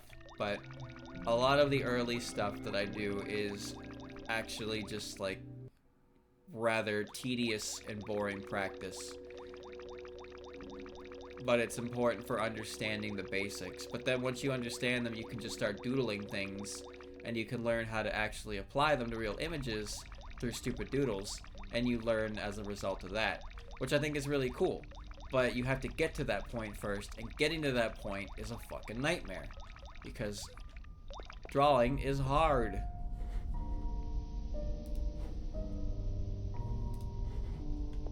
I didn't click the thing that actually closed the goddamn menu. Okay.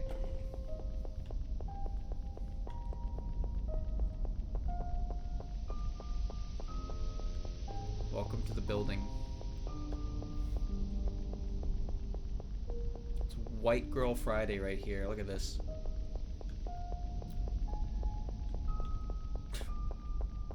Abandoned apartments. Me and 5 of my favorite doppelgangers heading up to the abandoned apartments. Oh man. The online is cool, but I tell you, some areas you see people and you're just like, this is killing it. This is not the vibe the creator intended, for sure. The dog keeps changing to different effects, and I keep thinking, when he does that, it means there's something around here that you can see with the effect on. So then I just copy. Monkey see, monkey do.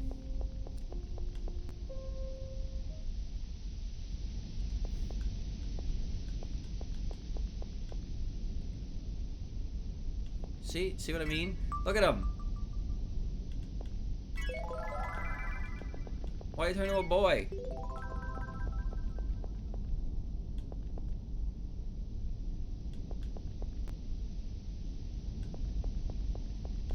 Oh boy, another drink.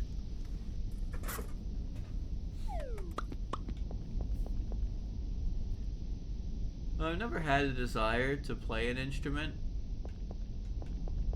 but I can't even really fathom how that works. to be honest with you.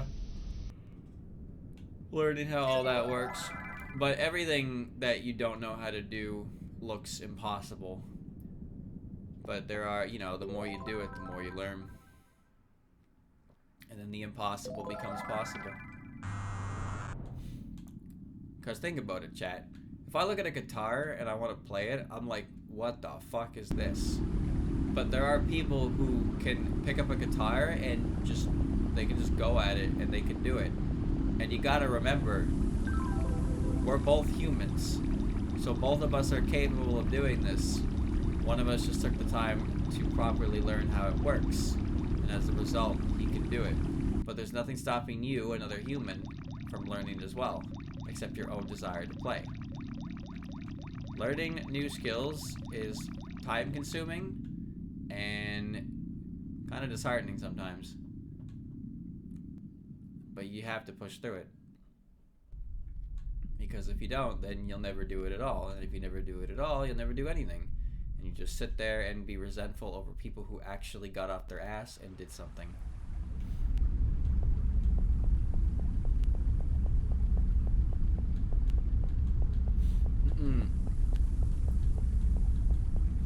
Guitars seem neat, but you use a pick, not at your hands. Because otherwise the strings tear into your fingers. People like the drums. The drums need stamina. I don't know about the bass though. It made us use our hands. Well, that's pretty stupid because the whole point of a guitar pick is so you can strum the strings without using your fucking fingers.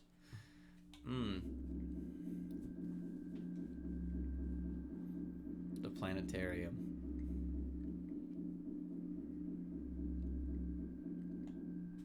Oh, well, okay. Never mind. Oh, an egg.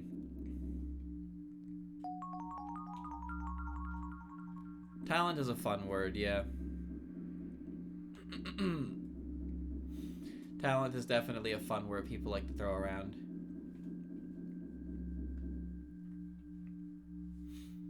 Some people do learn better than others through certain methods, for sure.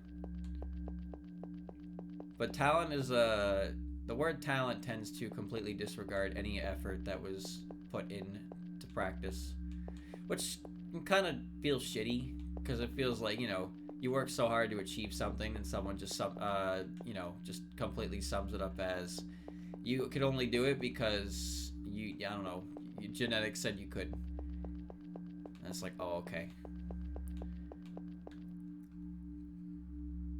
The fruits of your labor. Oh, it's a door.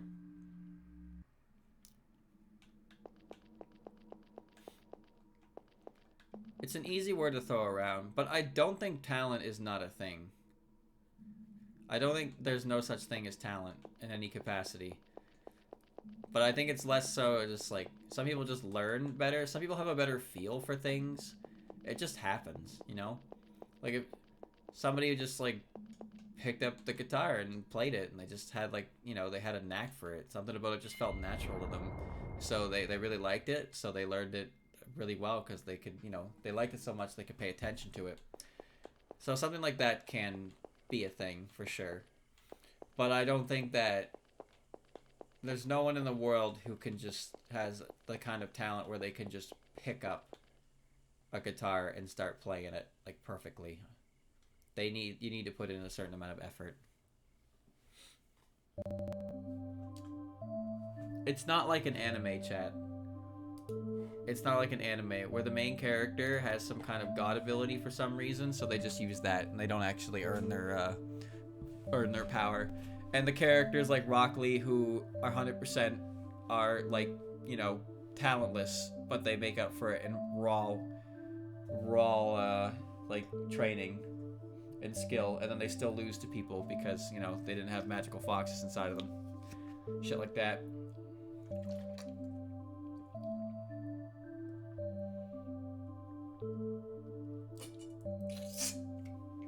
Naruto's kind of a shitty story for that, because the whole point of Naruto is he's like the village rodent. People don't respect him. They think he's just, you know, a dumb kid But then he works hard, he trains hard, and he makes a name for himself. Oh, actually, his father was one of the strongest ninjas in the entire world. His clan is known for having extreme surplus of energy. Oh, and he's got some crazy powerful, like, chakra demon sealed inside of him. It's like, oh yeah. Oh yeah, Naruto's hard working, alright.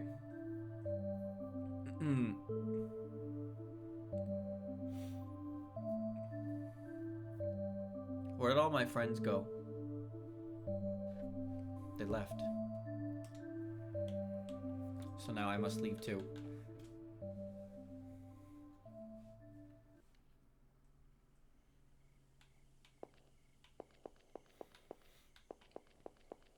It seems like everybody is ready to go to space. Alright, let's go to space.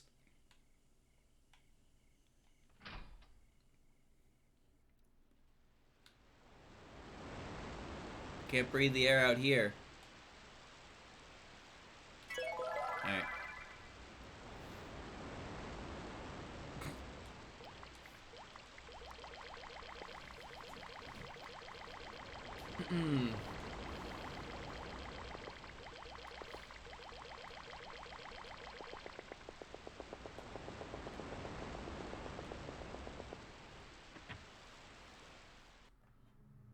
Chaotic buildings. Interesting. No, I'm not gonna be over here and be Mr. Like false positivity or anything like that. But like, you're never gonna know what you can do until you try. But you have to try. That's the thing. You can't give up too early. Maybe you're not. Maybe you're just not as interested in it as you thought, or something about it's just not making sense to you. I don't know. But you won't know that until you try. I lost my friends again. Well, alright. Where did anybody go?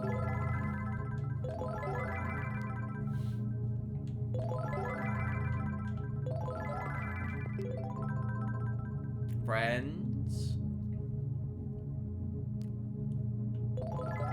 Found ya.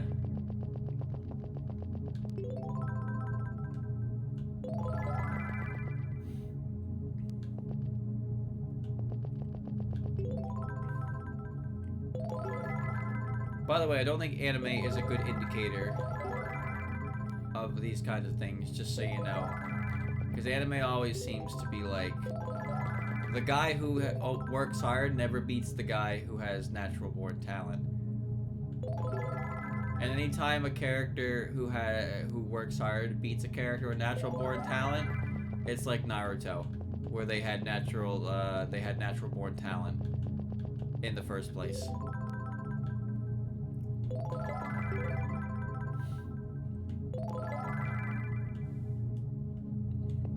There's nothing over there.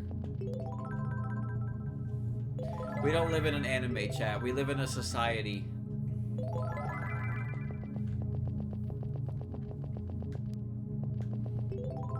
No. I believe it's a quote I heard before. Like, the only reason you should look at someone else's plate is to make sure they have enough. Which basically just means that, you know, don't be looking at what other people have and then being envious of it. And also, the way that things work, the younger generation continues to improve on the things that we do as we're older. Because think about it like this. The older people figured out how something works, and the younger people figure out how to optimize it. But at the same time, they have a better base understanding of something because the older generation figured it out, so they can learn it from an earlier age and grasp it better. And then as a result, things continue to improve. That's why these young guys constantly show up, and they show up like the old blood, because they had more information to work with out the gate due to the fruits of the old blood's labor. So when somebody who's younger than you possesses a large amount of skill, just think about how much time they saved by studying what was figured out through the uncountable hours of those who came before them. And also, sometimes people just start doing things at an earlier age, but that is not really a reason. People think that when they get too old, they can't do anything anymore. Like, some people, chat, some people have been drawing since they've been in, like, fucking elementary school. They've been doodling ever since the school days, and, you know, they're very good at what they do. Meanwhile, I am 27, and I started learning how to draw this year. Just because I started now doesn't mean I won't get better. But if I compare myself to people who are, you know, been drawing for over a decade, well, that's just pointless. Because, like, obviously there's going to be a skill gap there. I lost the dog. Am I in the right place? Where are we?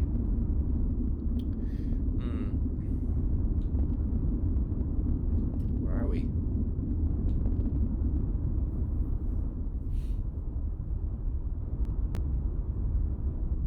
Oh, I found my dog.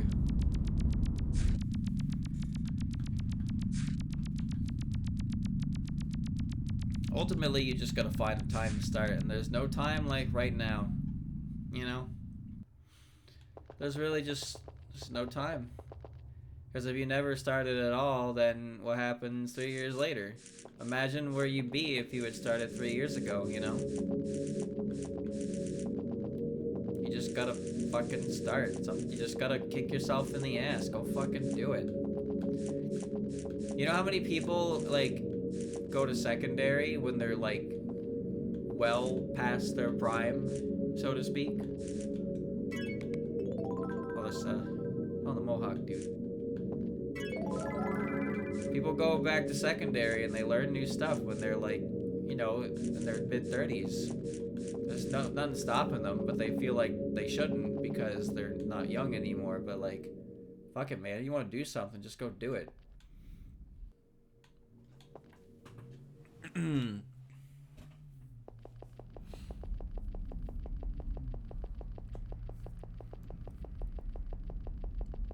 You can think that you should have started a long time ago, but it doesn't really matter when you start because you're gonna feel like that no matter what. But at the very least, if you started it now, you don't have to think about that anymore. You're just doing it. The fuck did I just drink?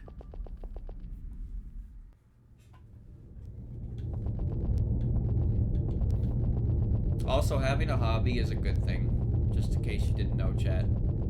Having a hobby outside of consume is solid.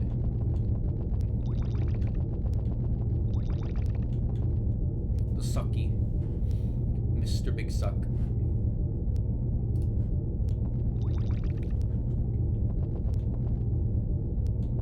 No, don't.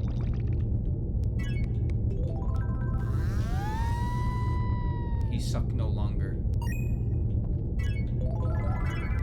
Well, hot damn. Oh shit, what happened to him? Okay. He like exploded.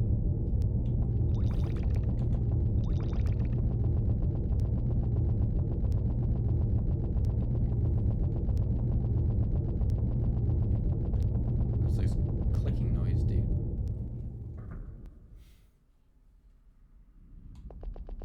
I just don't think it's too late to start something if you think you want to do it. Because most of the time you just think about how you should have, could have, would have, but you never just did. Like, oh, I want to learn this, but so-and-so reason, so-and-so reason, so-and-so reason. And then you think about it when you're older, it's like, man, I really wish I did that.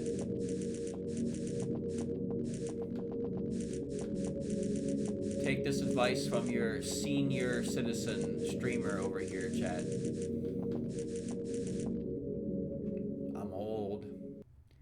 I'm old.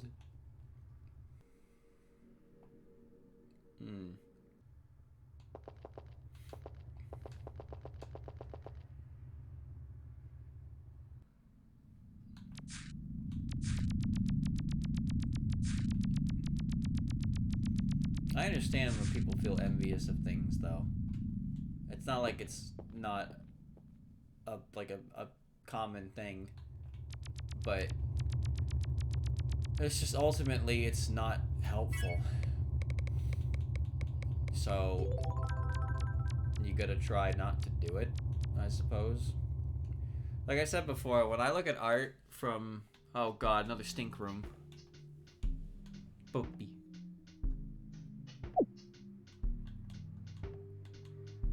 When I look at art from, like, artists that have been doing art for so long, I think, damn, their art's really good. And I'd like to be able to do art like that at some point, for sure. But if you just look at it and think, damn, that art's really good, I'm never gonna be able to do that. Guess I'll just quit right now and never do any art ever again. It's like, that's not the way you should look at things. I am in the kotatsu. I love it down here.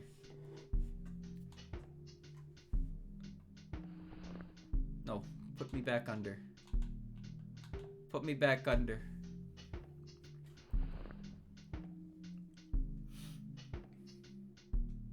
I tried to wiggle my feet. Okay.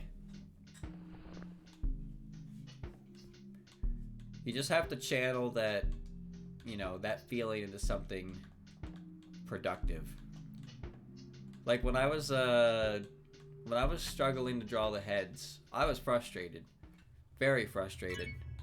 And it was like kind of getting me down. But while I was like that, I was trying to turn that frustration into motivation. It didn't work out perfectly, but I didn't stop. Despite that frustration, I didn't stop trying. And it's fucking hard to do that sometimes. It's all about how you view it. You know the whole glass half empty, glass half full kind of dealio? It's just all about how you view things. You're presented with scenario A, and you can think of it for either A or B, you know? I have a glass of water. Is the glass half full? Is the glass half empty? That's all it is.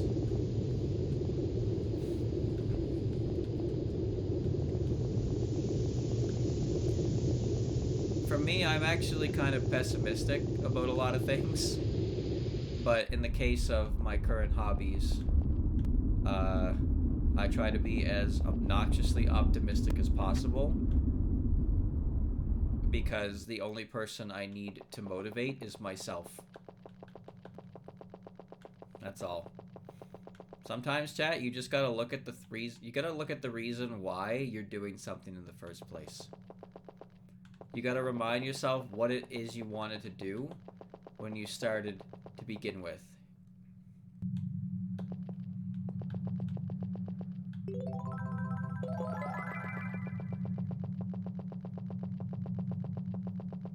I want to draw pictures of characters I like doing silly things. Whoa. And when I feel kind of bad, I just think about that. Think about why I'm sitting there drawing the same goddamn shape 50 times in a fucking row, even though I don't wanna. I think about why I'm doing it and what it's gonna get me. And I use that. That's my motivator. Imagine, chat. You too could draw Jun every single day of your life. Well, I think I decided to go a little too far.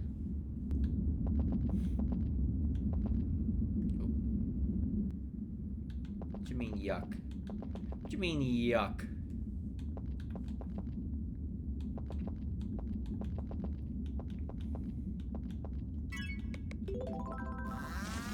Choppy. That hair? Okay, I know how it looks. Oh, we're in the shit room. I know how it looks, but to be honest with you, when you learn how to simplify drills, it's not super crazy. Now, stylizing, let's not talk about that, but there's a pretty quick way to do very, like, standard drills. And the thing about Jun's hair is that the entirety of the back of her hair is her drills, so you don't have to draw back hair. You just don't. It's just front hair, side hair, and then drills. Okay, the shit wall didn't do anything, but it's fine.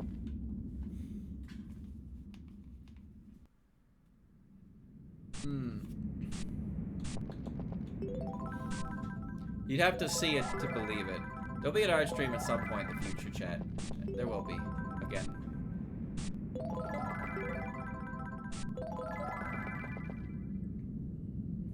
Oh, I see. We're all just gonna ascend into the heaven tunnel.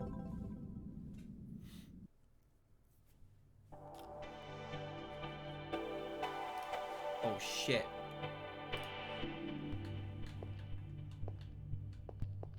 Whoa.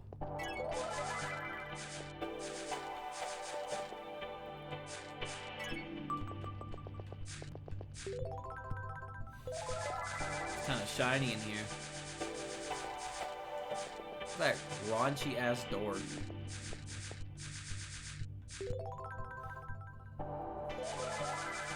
Anyway, Jun was an example.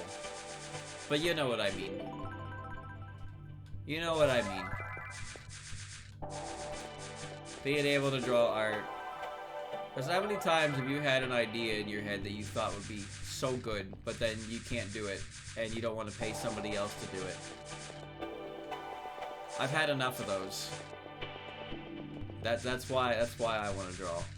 I'm sick of that shit. If I'm gonna have ideas all the goddamn time, I'm gonna fucking learn how to put them on paper.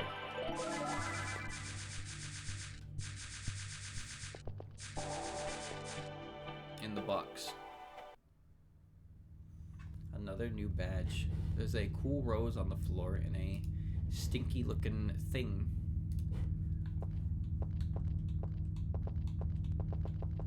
Oh! I crushed it. I turned the light on.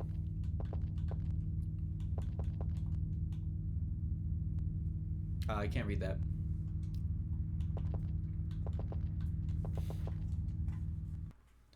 That's all it really is, chat. It's not like it's a complicated reason or anything like that. I want to draw, I want to learn how to draw because I want to draw. Like, it sounds stupid, but it really is just that simple. I don't want to draw because I want to make a living off of it. I don't want to draw because, you know, I want to create certain types of art. Well, I mean, I do, but you know what I mean. I just want to draw because I want to learn how to draw. Because I want to draw things. I want to draw characters I like. Because I like creating for things that I like. Whoa.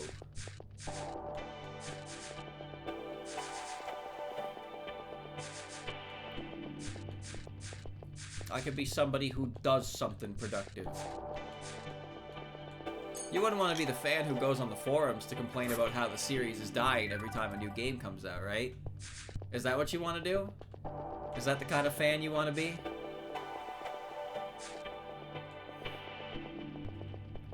Catch me in every single Toho thread talking about how Zun fell off after Toho 8. Every one of them. I'm there. I'll always be there.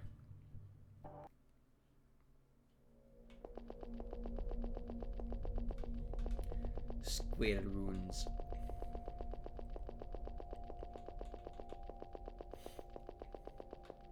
This place is neat. Uh-oh, I went to the wrong door. Oh, they all count as the same door, okay. And chat, I tell you, I got ideas. I just am not at a level where I can put them on paper quite yet. And I've been holding on to these ideas. I have. Day will come when I can put them on paper. But for now, just gotta bide my time. Where the hell is our dog?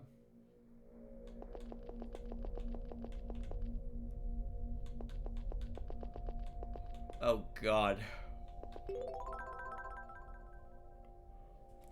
Bide my time.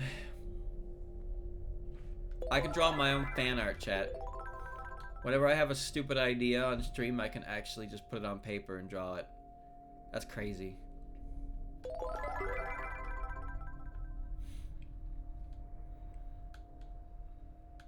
I can draw boobies. Well, I can learn how to draw boobies. But every time I draw boobies, you have to pay me money. That sounds fair, right?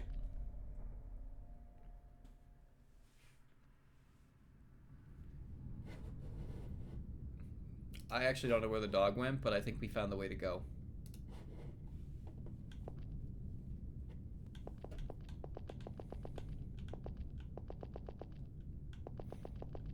That's how it works, chat, you know? You put the boobie on the paid sites. So you get the boobie if you give me the money. We exchange milkers for money. You know, it's a business transaction. Unfortunately, I do not know how to draw milkers that are worth money. But who knows? Oh, there's the dog.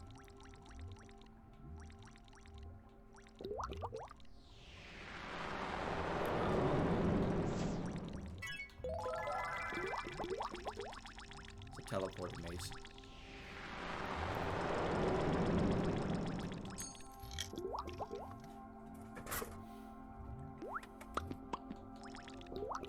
You think I won't draw Jun with big boobs? I mean, I probably will. But to be honest, I kind of like Jun having a modest chest. I think it fits her attitude better. I like the idea of her having a chest that's small, on the smaller side. That said, I've given Rumi a bigger boobs than Jun, which, well, I have no comment about that, really. That just gotta happen.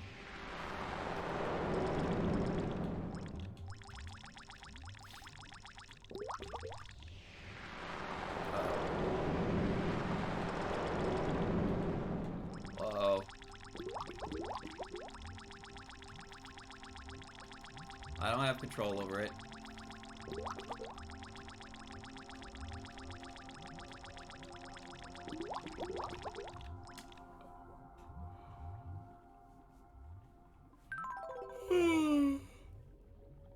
What the hell? Chat, what is that? What's that real ass picture?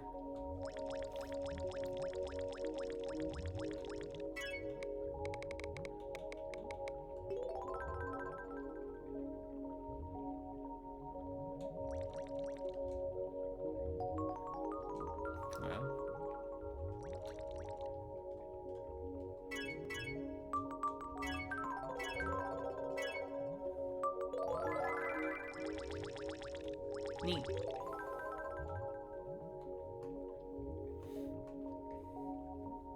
Pretty cool room, gotta say.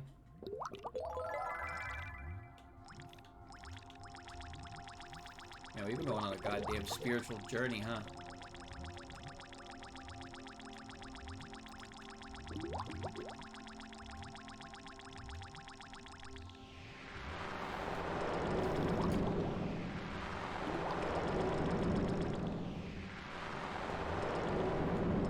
There's a yellow button here. Let's touch it.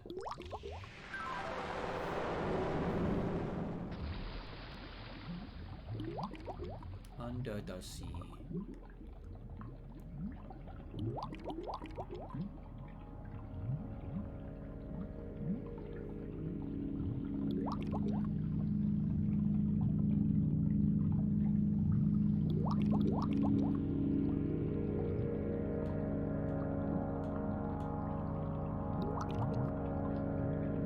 Look at that.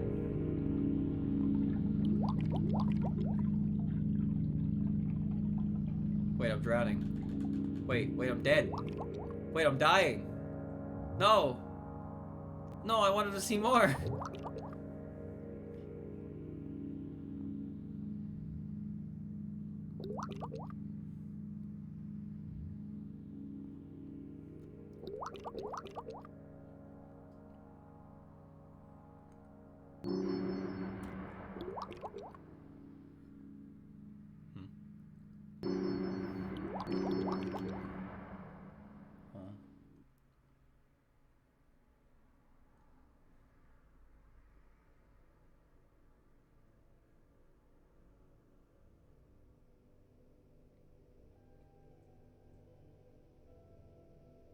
Yo, what's this music again?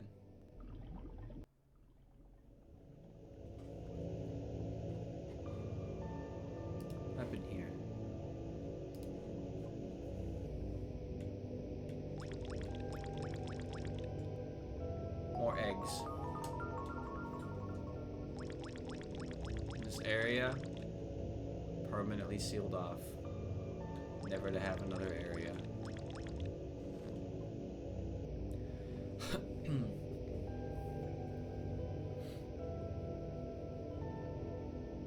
Wait.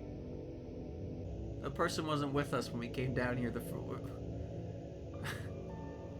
He's just here. He's just chilling. Bro, sit your ass down. Get in the line.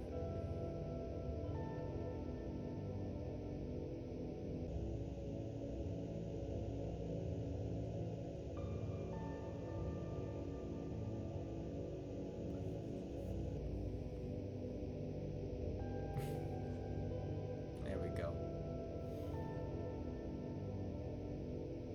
How cozy down here.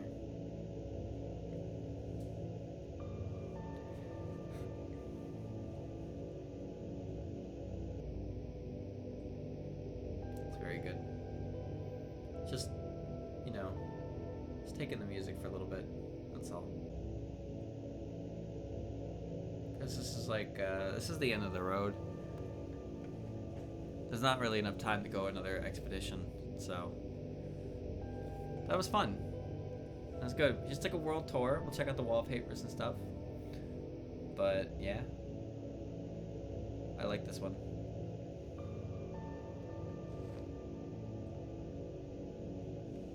On 3. 1, 2, 3. Oh shit. I must disappear now.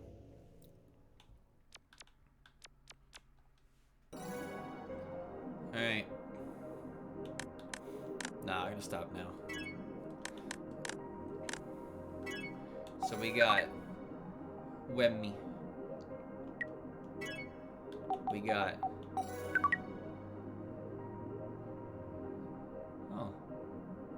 okay, I'm assuming this this is probably the reason why we visited all those worlds that I already kind of was at, because we needed to see like all of these specific things.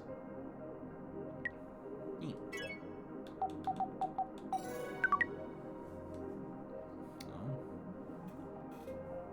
Well, that's inside the house thing, isn't it? Alright. There he is, the chugger. Drinking that goo.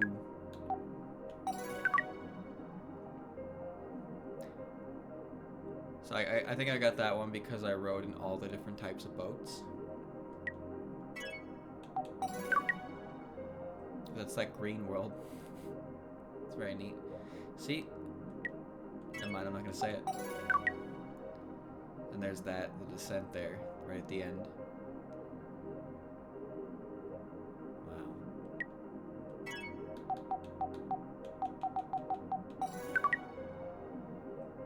Got a glitch effect to it. The glitch effect also the 3D glasses. Environmental pieces.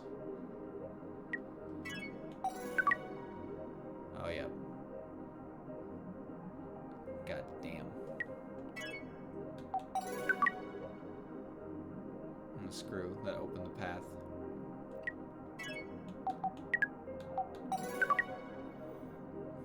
Drowning.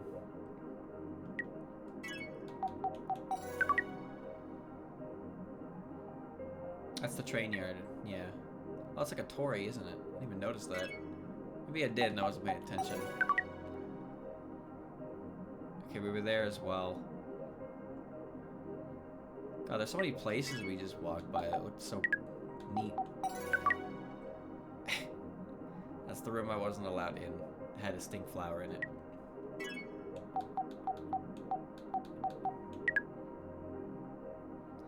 Nothing new. Nothing new. Nothing new. Nothing new. Nothing new.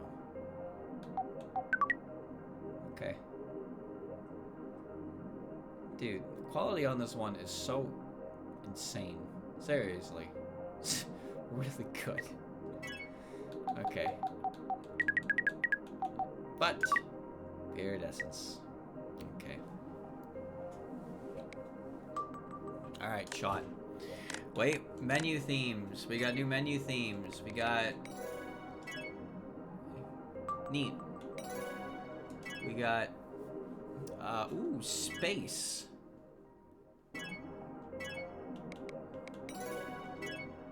It's kind of neat. That's too green. It's okay. Why are there 58 of those fucking things?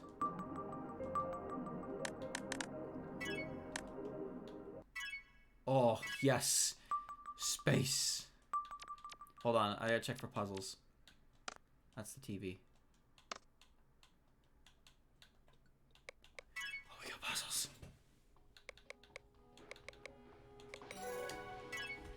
Wemmy.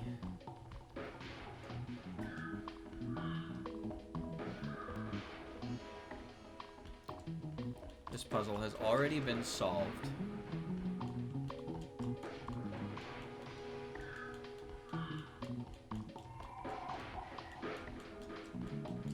I have already fucked up the puzzle. There we go. Dun dun dun dun dun dun dun dun dun dun dun dun dun dun dun.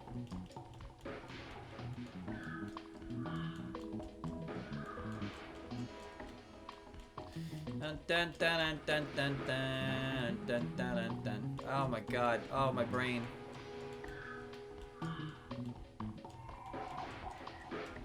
I forgot what it was I was supposed to be doing, and I was trying to connect the wrong piece. But now I understand what I did was wrong.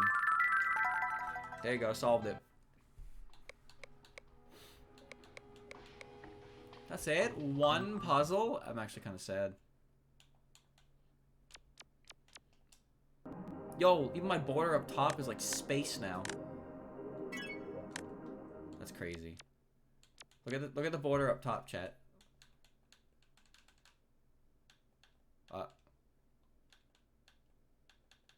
Where am I?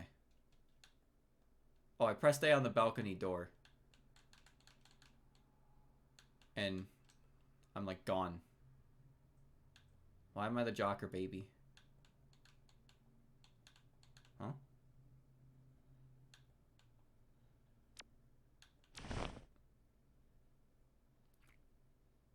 I just wanted to show the nameplate.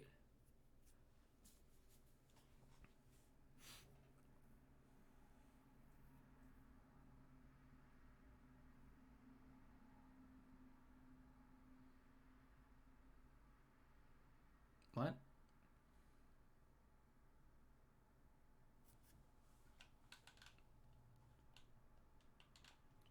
What? There's like a stink bean in my room. Oh, the door's open. And there's a stink bean. Ow.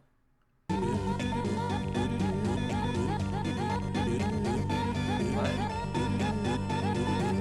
What?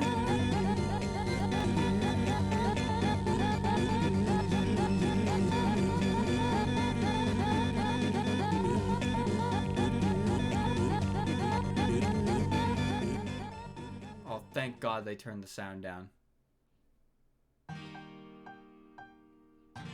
What the fuck was that? What just happened? Why did that happen? What caused that? I just wanted to go on the balcony to like show the name. And then she got like, she made Jocker face and then left, and then there was a bean in my room, and then it played like off music. Oh. That must be because I found all those rooms with the bean in it, I guess, maybe? I have no clue. Thanks for Kikiyama. What do you mean thanks for? What? You mean special thanks, right? Ending number 1. Surely they mean special thanks, right? Not thanks for? Thanks for Kikiyama. It's wild. Okay, I don't want the bean ending again. Alright. Alright, well I got a badge for it. I didn't get a wallpaper. I'll make a save anyway. Alright. Peep this though. When I unfull screen chat. Whoa. Whoa. Look at that. Isn't that crazy? Look at that theme. It's magical. But, well, there you go, team. We did it.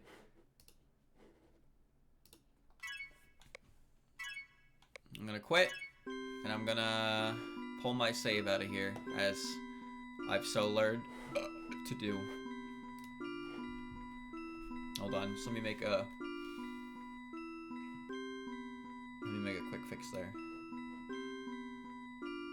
Tiki save. Okay. So I want to download the save from file 1. Now I have that again. Okay. All right, chat. There you go. That was fun. I enjoyed.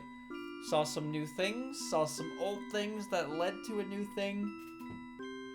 Oh, it's a good time. But now, it must end, as it always does. Hope you enjoyed. There's still a lot left I gotta find in this game. But we'll just keep doing it at a decent pace and seeing what we can see.